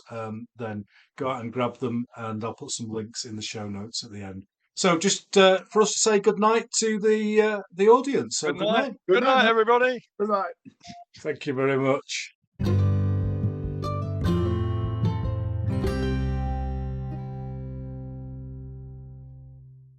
Well, that was a long one. I hope you enjoyed that. Lovely chat with Richard and Colin. Two guys really enthusiastic about their wargaming, especially World War II. And we got to get a deep dive into the rapid fire rules and the thoughts of the authors on the various versions that have been out over the years that have been. So I hope you enjoyed that. You've had enough time to get some stuff painted, so don't complain that the episode isn't too long, or long enough, should I say. So the next episode, fingers crossed, I'm going to be speaking to Nick Jellicoe. Now, you might recognise that name because Nick is the grandson of John Jellicoe, who was the Admiral of the British fleet at the Battle of Jutland. And I'm going to speak to Nick about the Battle of Jutland. Surprise, surprise. And I am putting the game on, hopefully, at Salute in a week's time. So it's a perfect one. If I can get it recorded and get it out for you before Salute, I'm going to do that because that would be a really nice thing to do. And I'm so chuffed that Nick's agreed to come on the show and talk about the battle, something he knows a great deal about. So I'm looking forward to that one. This new method for me of just kind of inspirationally picking my guests from the list that I've got is working a lot better for me. You know, I said a couple of episodes ago I was struggling a little bit and getting fed up juggling guests. Well, now it's, can you do it? Can you do it in the next month? Yes, great, you're on. No, right, I'll come back to you next time I've got a slot available. And my guest, as I say, Nick is coming on, hopefully recording on Saturday, and then the guest after that, I contacted yesterday to likely record within a month's time, and then when I've spoken to Nick and that episode's gone out, I'll then contact somebody else, and that is the way I am going to work going forward. I've had a lot of people contact me and you know, kind of said, oh, I'd love to come on the show, and that's great. Please don't be put off when I say sometime in the future. It's just the way I'm going to work now, and you know, I'm going to give priority to people who've been on the list for a very long time, but you never know. One day that email might drop in your inbox and you could be the next guest on the show. Who knows?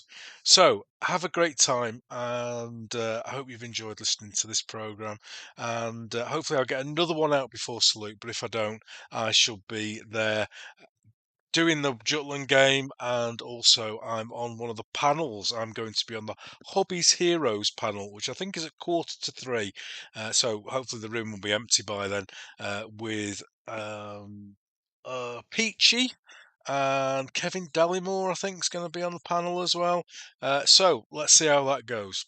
Thanks very much for listening. Until next time, Siddy.